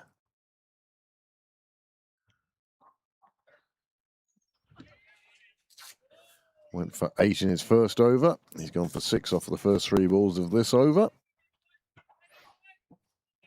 Almost dug my old Sandyford hat out of the attic this evening.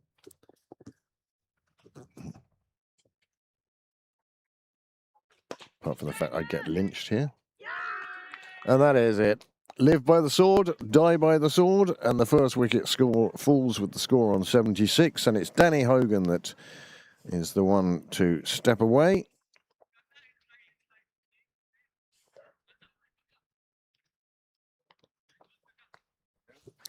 But a superb partnership, and it's ended by A. Gupta. But more importantly, ended by the fielder with the catch. Not reaching the middle of the bat. Just coming off the toe and lacking the power. And as a result, Danny Hogan on his way. Pembroke ahead on DL, one thinks. Is there a DL figure on the board?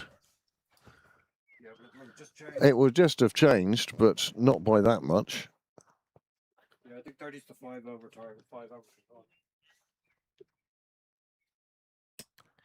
Next batsman to the middle, Joe Prendergast, another one of the Pembroke all-rounders. We saw him with the ball earlier on. He'll be keen to take on the Sandyford bowling and perhaps dish out a bit of what he received when he was the one delivering the ball.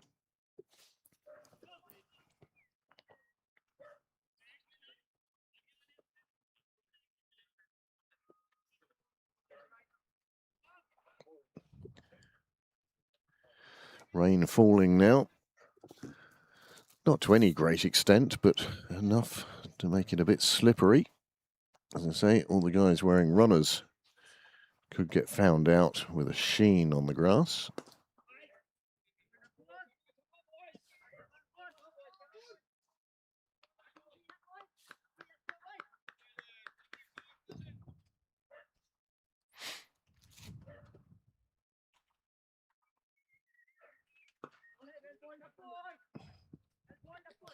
And this is the advantage of that start that Pembroke have had, is that Joe Prendergast is under no pressure to get going from the get-go. 6 from the over, even with the loss of wicket. And for comparison, well, Sandyford were 49 for no loss. Pembroke 76 for 1.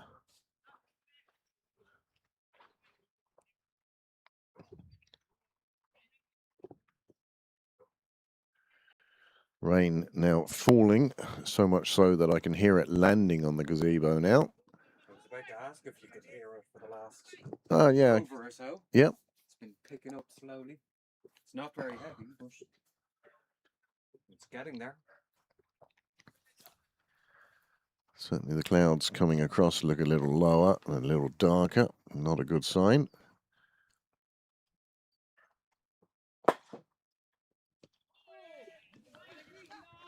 Change of bowling for Sandyford. Rao.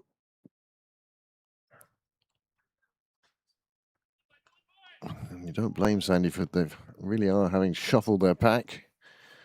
Dig deep in their bag of resources.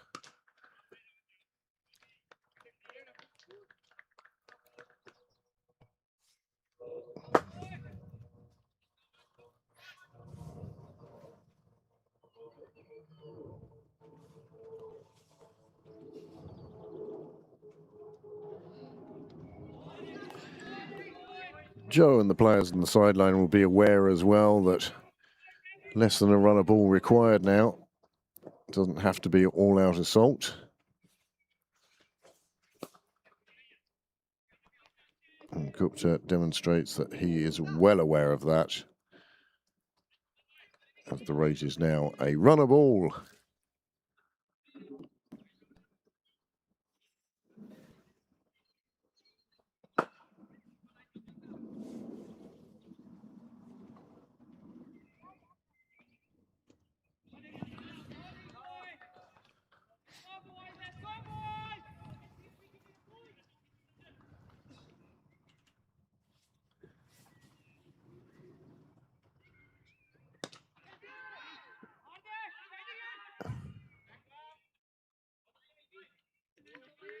Nice shot from Prendergast. He'll feel good about it coming off the middle of the bat.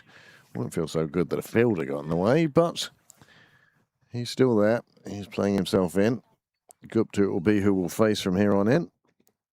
The next over.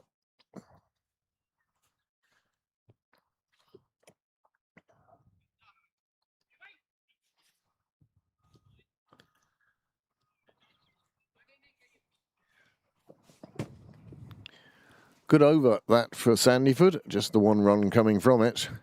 They're going to need a few more overs like that, but what they really need, of course, is wickets, because at the moment, although the rain seems to have eased again, the DL target, 48. Pembroke currently on 77 for 1. And Sandyford need a couple of quick wickets to push that DL figure higher and higher. And Pembroke, well, they can play this quite calmly now.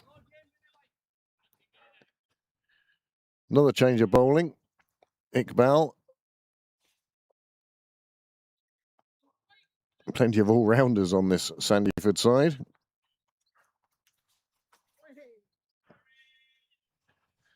And that is not the start he wanted.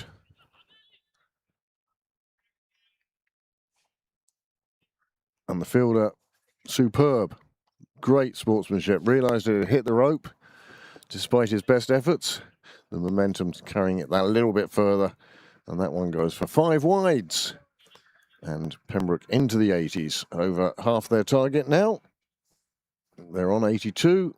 And they require 81.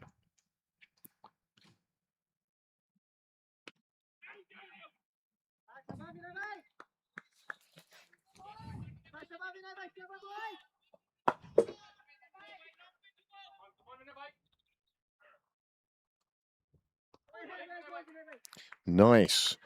Our commentator Charlie would have described that one possibly as a knuckleball.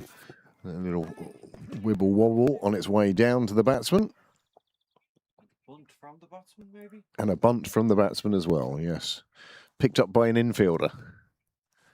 And returned to the catcher. Again, just neatly paid. Prendergast off the mark.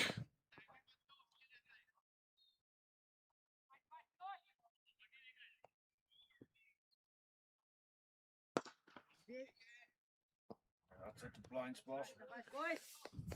Yeah. Once we take shelter from the conditions under our gazebo, some of the pitch unavailable to the second camera. And getting through this over quickly. 9 off it already.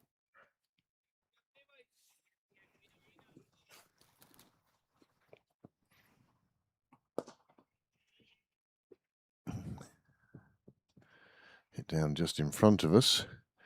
A couple of fielders in the area. No overthrows. 7 overs gone then. 10 coming from that one.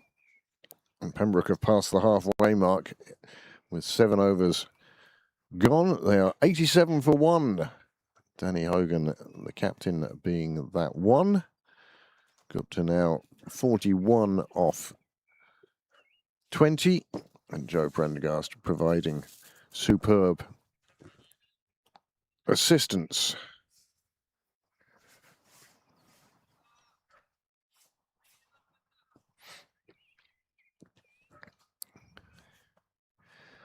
"13 overs remain.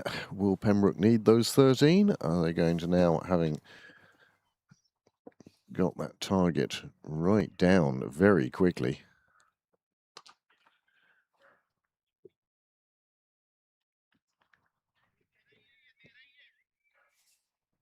Will they be happy to push it around, take their 1s and 2s?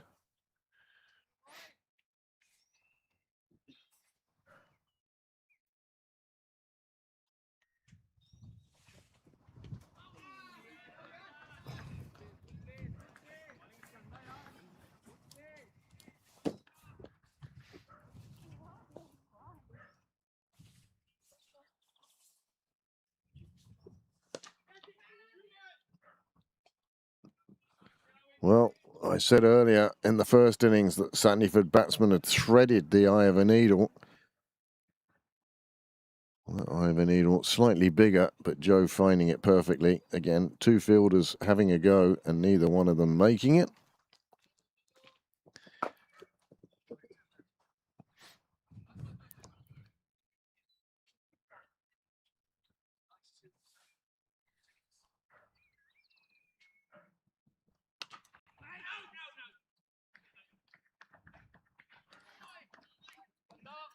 Good early call from the bats.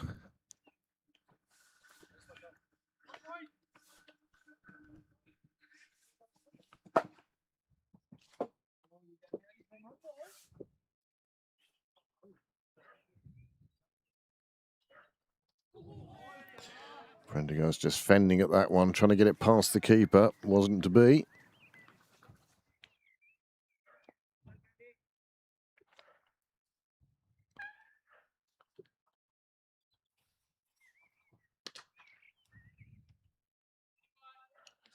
There is a fielder behind that pole, I can assure you. He'll keep it to a single. And with 8 overs gone, 90, another 6 off the over. And Pembroke well aware that all they need is 6 off and over.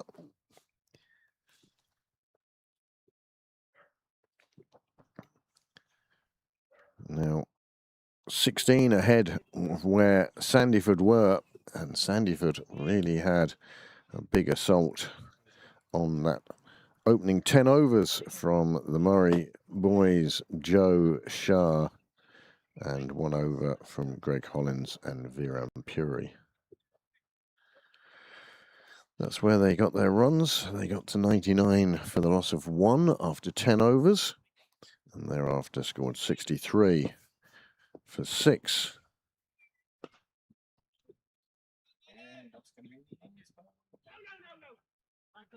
Just a single taken. Iqbal continuing. His first over went for 10. That brings Gupta on strike now.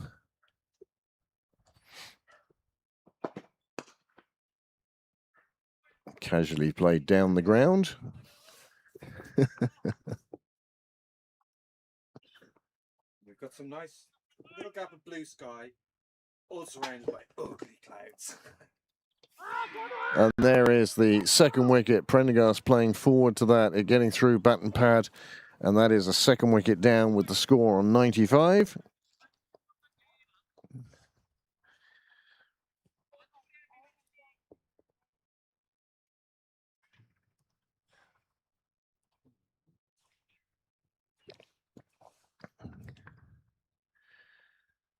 Just his accuracy is what that it gets its swing in quite a fair amount, and that got past the disappointed Prendergast, and he departs. That brings part-time off-spinner and part-time keeper Greg Hollins to the middle. Not taking the gloves today. Danny Hogan did that because he wanted to avail of Hollins's off-spin, and it was well worth doing. Second wicket falls then with 68 runs still required from 11.5 overs. Well, the weather's been kind to us so far. Cloud I can see in front of us, high enough not to bother us.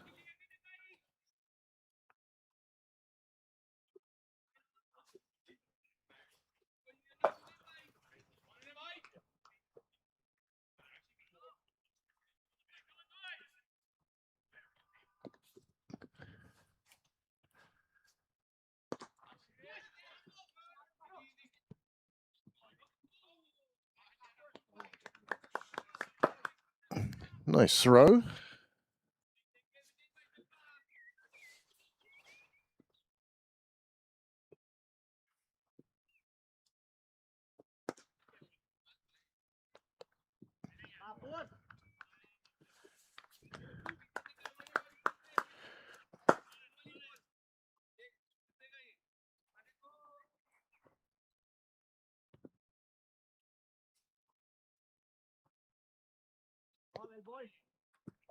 Wide delivery.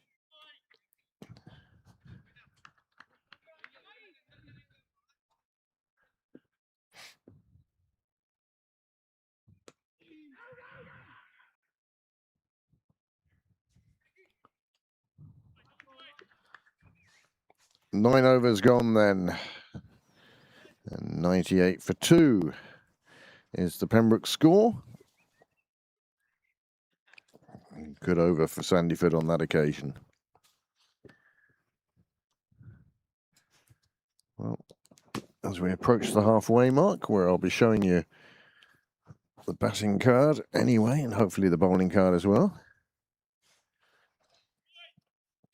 Rush women's seconds require 35 in 10 overs to beat Dublin University in the Minor Cup. And that, my friends, is all the live scoring there is tonight. One played out. Just casually take the runs. That takes them on to 99. Don't forget, it was the second half of the innings that saw the Sandyford run rate, if not collapse, then certainly drop dramatically. Of course, Pembroke's innings started with a 6. And Hollins pushing that one out to the fielder. He puts down the full body stop, knocks it along the fence, still keeps it inside the fielder play. Nice bit of fielding in the deep. It doesn't stop Pembroke bringing up 100, 101 for 2 off just 56 deliveries.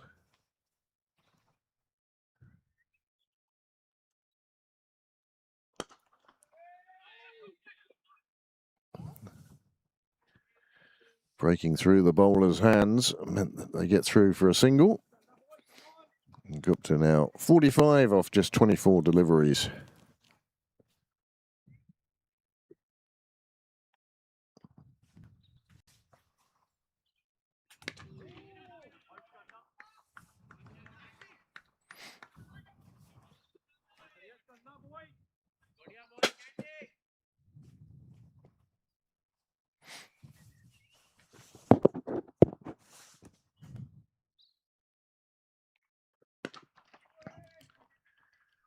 they'll be looking for 2 here. Hollins very quick over the ground, and they get home safely for 2.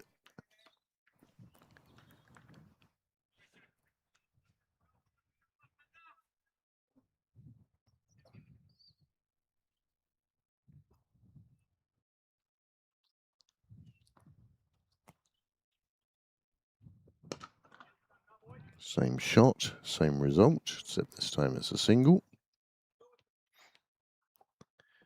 And that will bring us to the halfway mark, with Pembroke on 105 for 2 from 10 overs.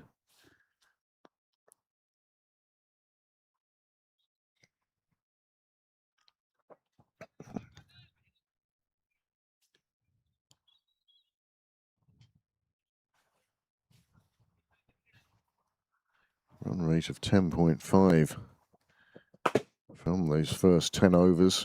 It does mean that less than a run a ball is required, as it has been since the 4th over, which when you think they started needing 8 and over, just goes to show you the strength of the opening partnership for Pembroke. 76 runs coming in the first 5 overs.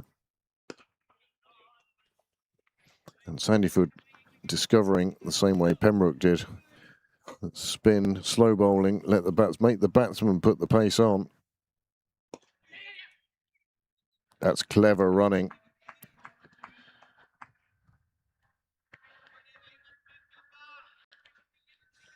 Just dropping it down, taking the single. Hines required. 57 varieties of run.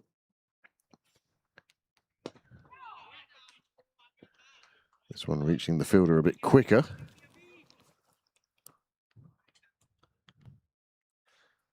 There seems to be a certain calmness now has descended over the Pembroke innings.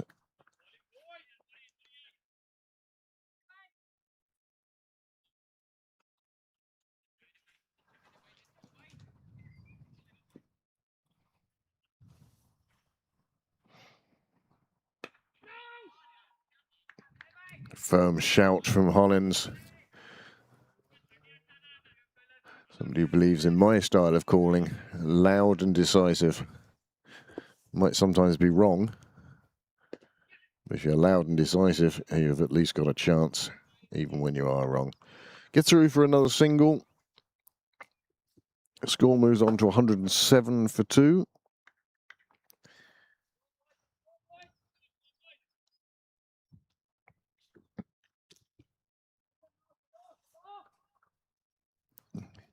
Just 2 coming off that over. Bell with 3 overs bowled now, just 1 left for him. He's got 1 for 17.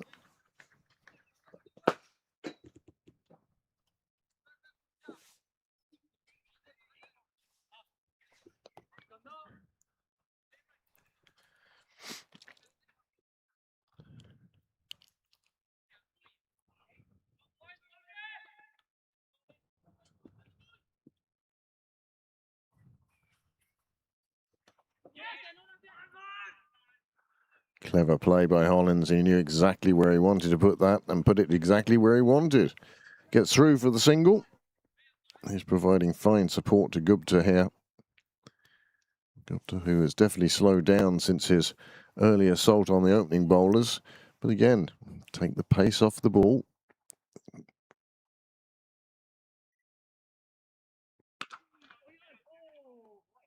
And that will get him through for what has been a magnificent half-century.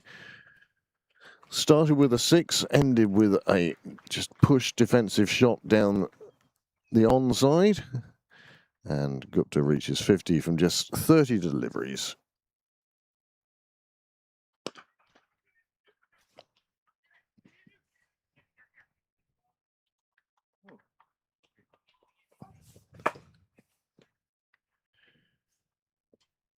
On to Nelson now. 1-1-1 for 2.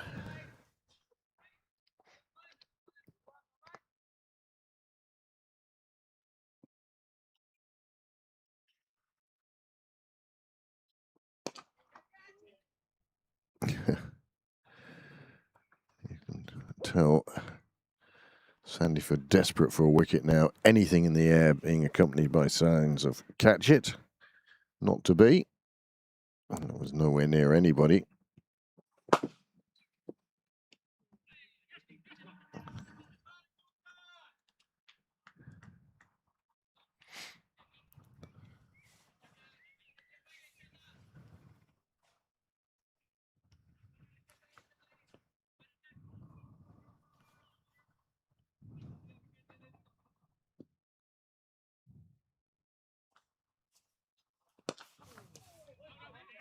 Good stop by the bowler off his own bowling.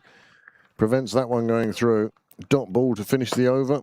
You can see his athleticism here.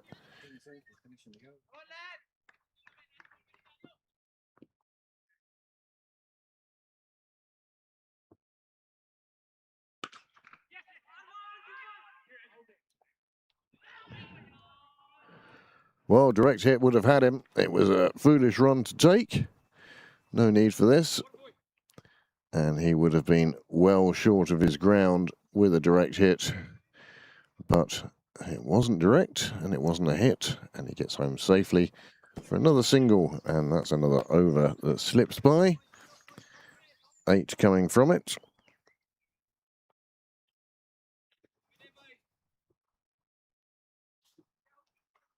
And with 8 overs remaining, or 48 deliveries, 48 runs required. Niall still acting as our weatherman. I think the worst of it has actually slipped past now, I hope. Mind you, I can't see out to the west.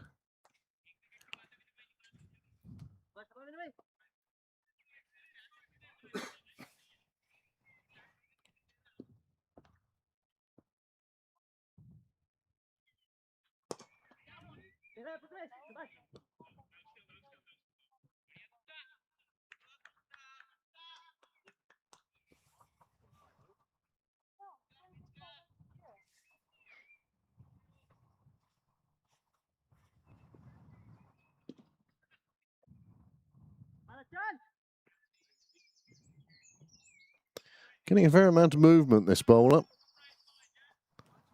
Bringing the ball back into the right-hander each time, which does mean that occasionally he drifts onto the pads, and that's how Gupta managed to get through for the leg bye.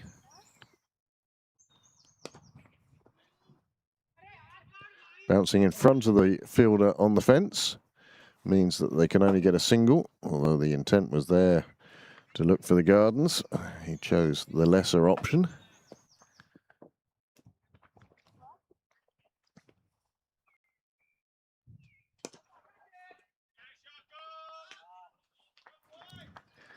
Well, straight onto the wall and back onto the pitch, and even then the fielder unable to take the catch.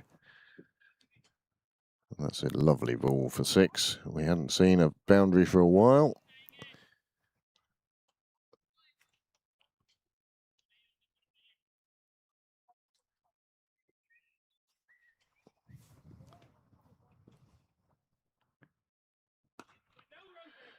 Could have left that one for a wide, but obviously when you've got 50-60 your name and you see a wide one like that, temptation very much to go after it.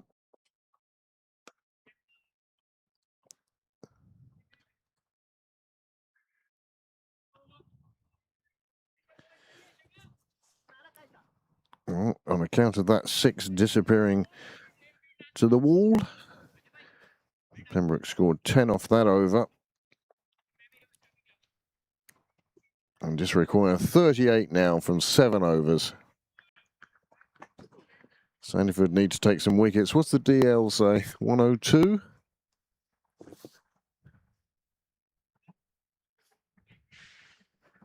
And Pembroke currently on 125. So ahead on DL.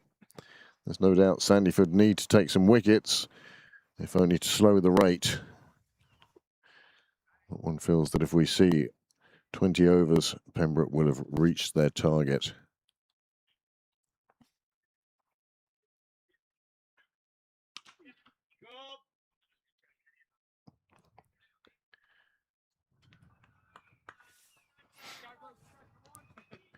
Well, we thought this one might have been bubbling up into one of our close finishes. But right now, well, Pembroke seem to be in control.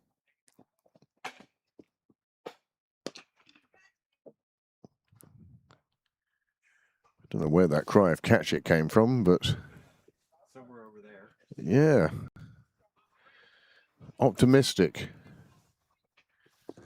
It's in the cheeky appeal category. Yes.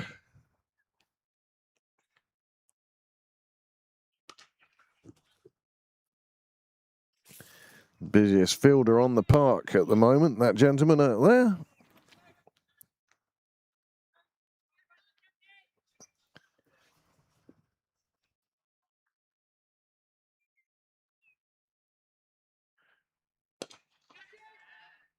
Man coming round for it, but he's not going to catch that. It lands on the picnic benches and misses the window. Can we not smash that window, please?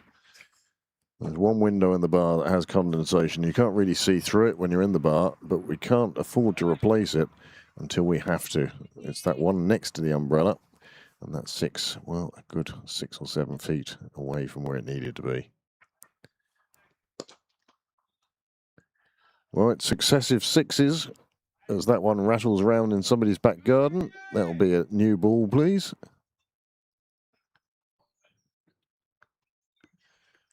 Successive 6s from Hollins. Again, showing what a good bat he is. That was between the side screens. 140 for 2 then. It's a nice straight shot. You can see that gap between the sight screens, and that's exactly where it went.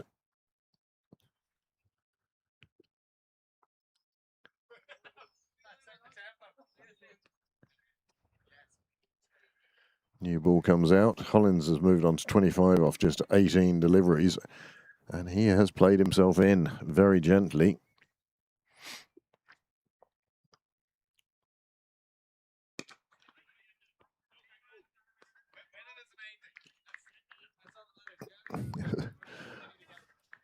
Well, that ends the over, and what a good over for Pembroke. 15 coming from it. 140 on the board now. 140 for 2, and the required rate, well, it's even dropped below 4 runs and over now. 3.83 from 6 overs.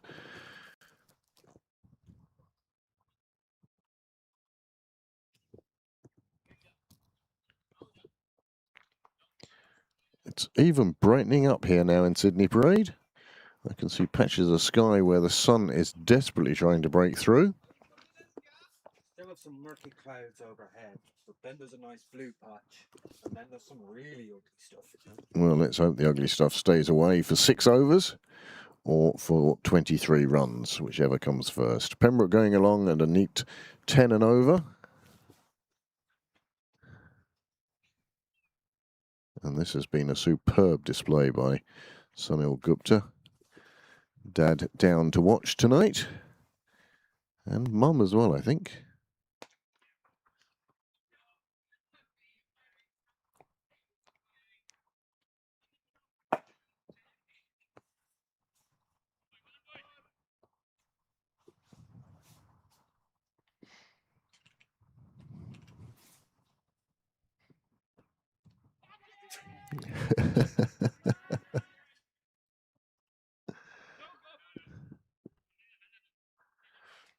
Well, you can see what he wanted to do. You can see what he tried to do. Not successful on this occasion. But it does get him a single. Gupta perhaps going a different approach. Feels he missed out on that one. There's Hollins again. It came off the leading edge, and that's why it didn't go anywhere near where he thought it would.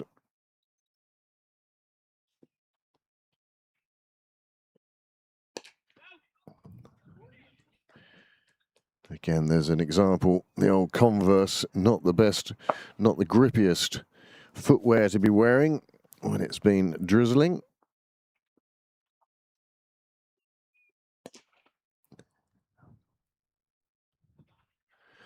It's been good fielding by Sandyford.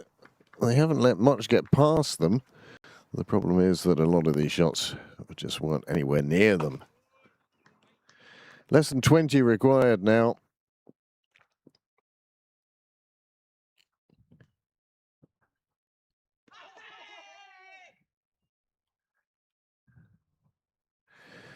Well, the bowler was hoping that there'd been an edge on it.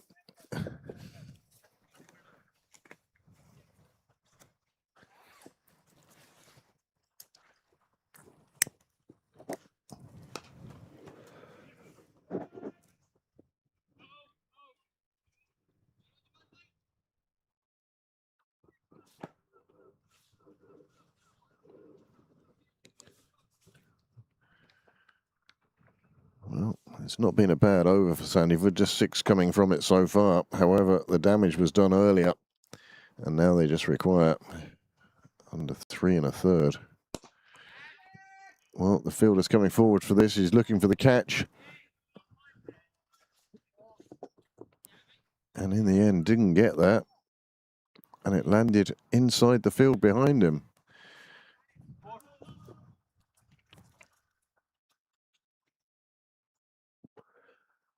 Never knew where the rope was. Was a lot further away than perhaps he thought. And that 4 off the last ball of the over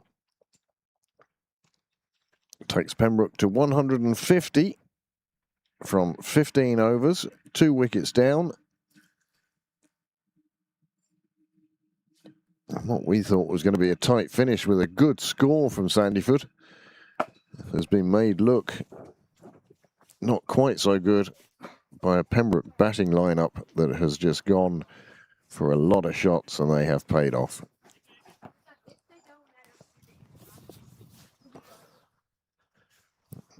Pembroke stretching away now. This was the part of the innings where Sandyford struggled for runs. I say struggled, they scored at a run a ball, but in comparison to the 99 they got from the first 60 balls,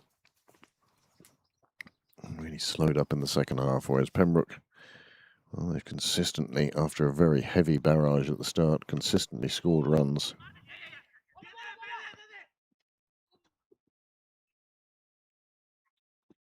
Neatly called run.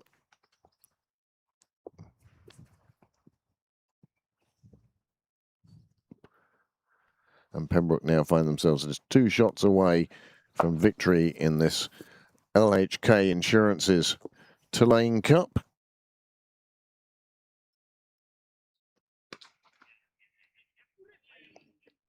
And that's 4 of them.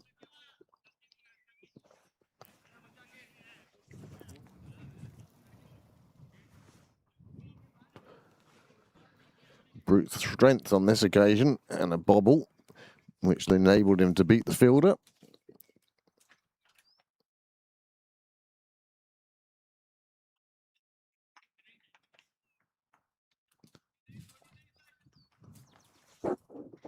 Gupta has now moved on to 69, and it's only taken him 41 deliveries to get there. It's been a fine batting performance, and as I say, it will be a marker put down against the first 11, that's for sure.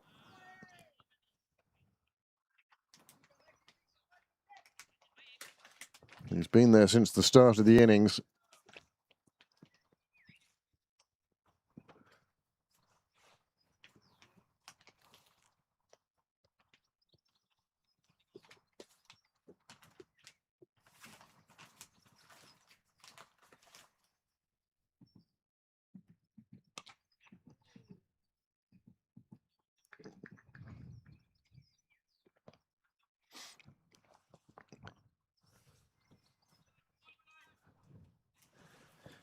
Consistently around 10 and over, which for 15 overs is very good batting from Pembroke.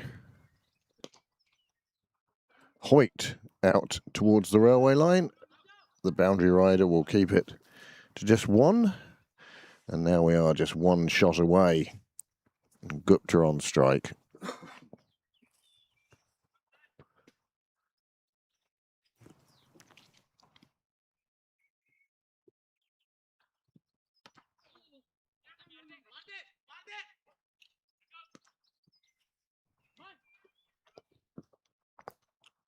Eight off the over, 158 for 2. 5 runs required, 4 overs to go. And whether it's by the actual score or by DLS, You have to say, Pembroke well ahead in this game now.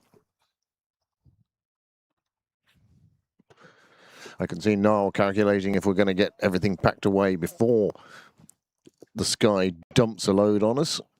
Seems to be another bank of cloud coming in. Finally have a bit of blue sky over us and for a little while. Well, hopefully for 5 more runs, and then we'll get down to the business of packing all this equipment away once again. I do have to say thank you so much to everybody who's tuned in for this second 11 game. And I timed my thanks perfectly. 6 runs hit. Those are the winning runs. Gupta, well, he ends up on 77, and Pembroke have reached their target of 162, and they win by 8 wickets. Gupta 77 off just 45 deliveries, and Greg Hollins to accompany him at the end. And here is the winning runs. Here are the winning runs. Here is the winning runs. Either way, the umpire signals game over. Well, it was a good performance by Sandyford, certainly by their openers, Shastri and Khan. But when push came to shove, we ended up with a very good Pembroke performance, especially with the bat. And they have won this game by 8 wickets. Well, away below.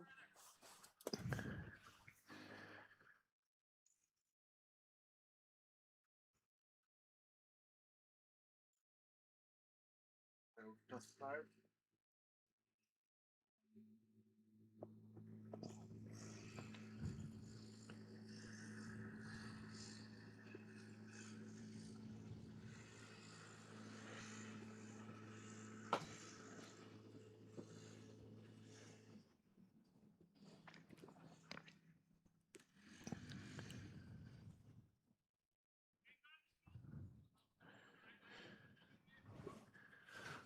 Well, a fine Tillain Cup game. Danny Hogan, the captain, will be delighted with the way that went, especially with the bat. He got to try out a few bowlers. Viran Puri will certainly have impressed him, and I wouldn't say surprised to see him featuring for the seconds again very shortly. We'll take you through the tail of the cards very quickly before we start to pack up before the rain comes. But there you go, Shastri and Khan got off Sandyford off to a superb start. It was helped in no small part by the amount of extras conceded by Pembroke. Extras and Khan equal top scorer with 40 apiece, 40 making up just about a quarter of the Sandyford total. But once the openers had gone, well, there wasn't too much behind them. A few players made attempts, but eventually they ended up at 162 for 6. From the bowling side of things, well, Pembroke will have better days with the ball, that is for sure. They used the 7 bowlers, and the pick of them was Viran Puri. 2 for 17, he brought control and menace with his 4 overs and helped turn the game around. Wickets also for Joe Prendergast, albeit quite expensive. Greg Hollins with his off-spin, and Donica Cosgrave with a superb ball first up in his spell to take a wicket. The Pembroke batting card, as I say, it only required the 4 batsmen, and the lowest score of the lot of them was Greg Hollins's 29 off just 23. Joe Prendergast 8 off 13. He played himself in, but when he went to increase the pace, he perished, missing the ball, the wobblies of Iqbal. Danny Hogan with 35 at the top there.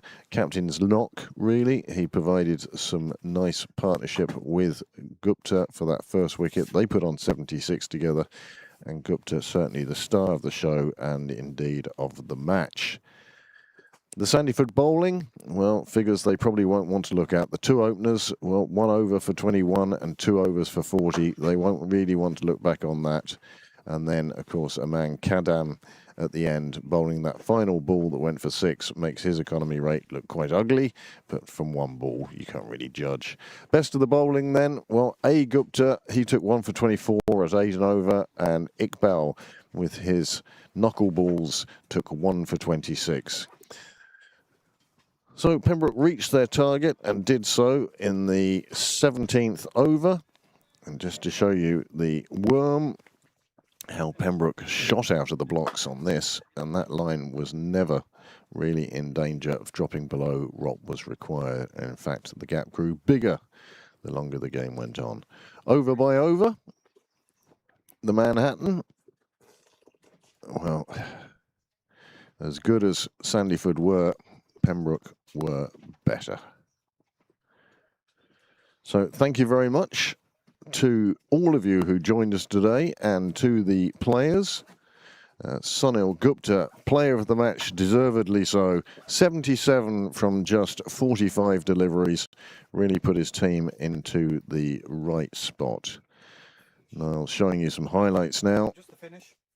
The final 6 of the game, and we saw plenty of 6s and 4s today from both teams. An entertaining game and a good way to break up your week. Tomorrow, as I said, we have the Under-13 Districts Cup, the Jerseyans Cup, being played here, North Leinster against South Leinster. That's a 5 p.m. start, and that will be on the Cricket Leinster stream.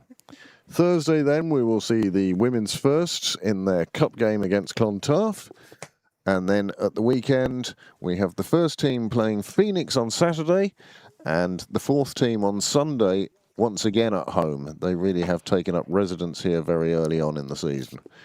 We thank you all for joining us tonight, and from me, Craig, and Niall beside me, and the rest of the Cricket Live crew, we'd like to thank Graham for his live scoring, a big, big part of our coverage, that is, and we'd like to thank you all for joining us. So for that, I will say farewell. Hopefully we'll see you again soon on Pembroke Cricket Live, and don't forget to like and subscribe.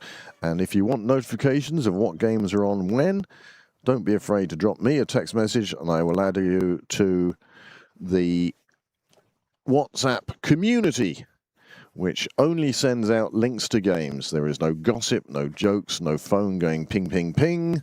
It's just the links to the games that are being played here in Pembroke. So drop me a message, whether it be by email, carrier pigeon, or however, and I can add you to that group. So for tonight, thank you very much, and good night.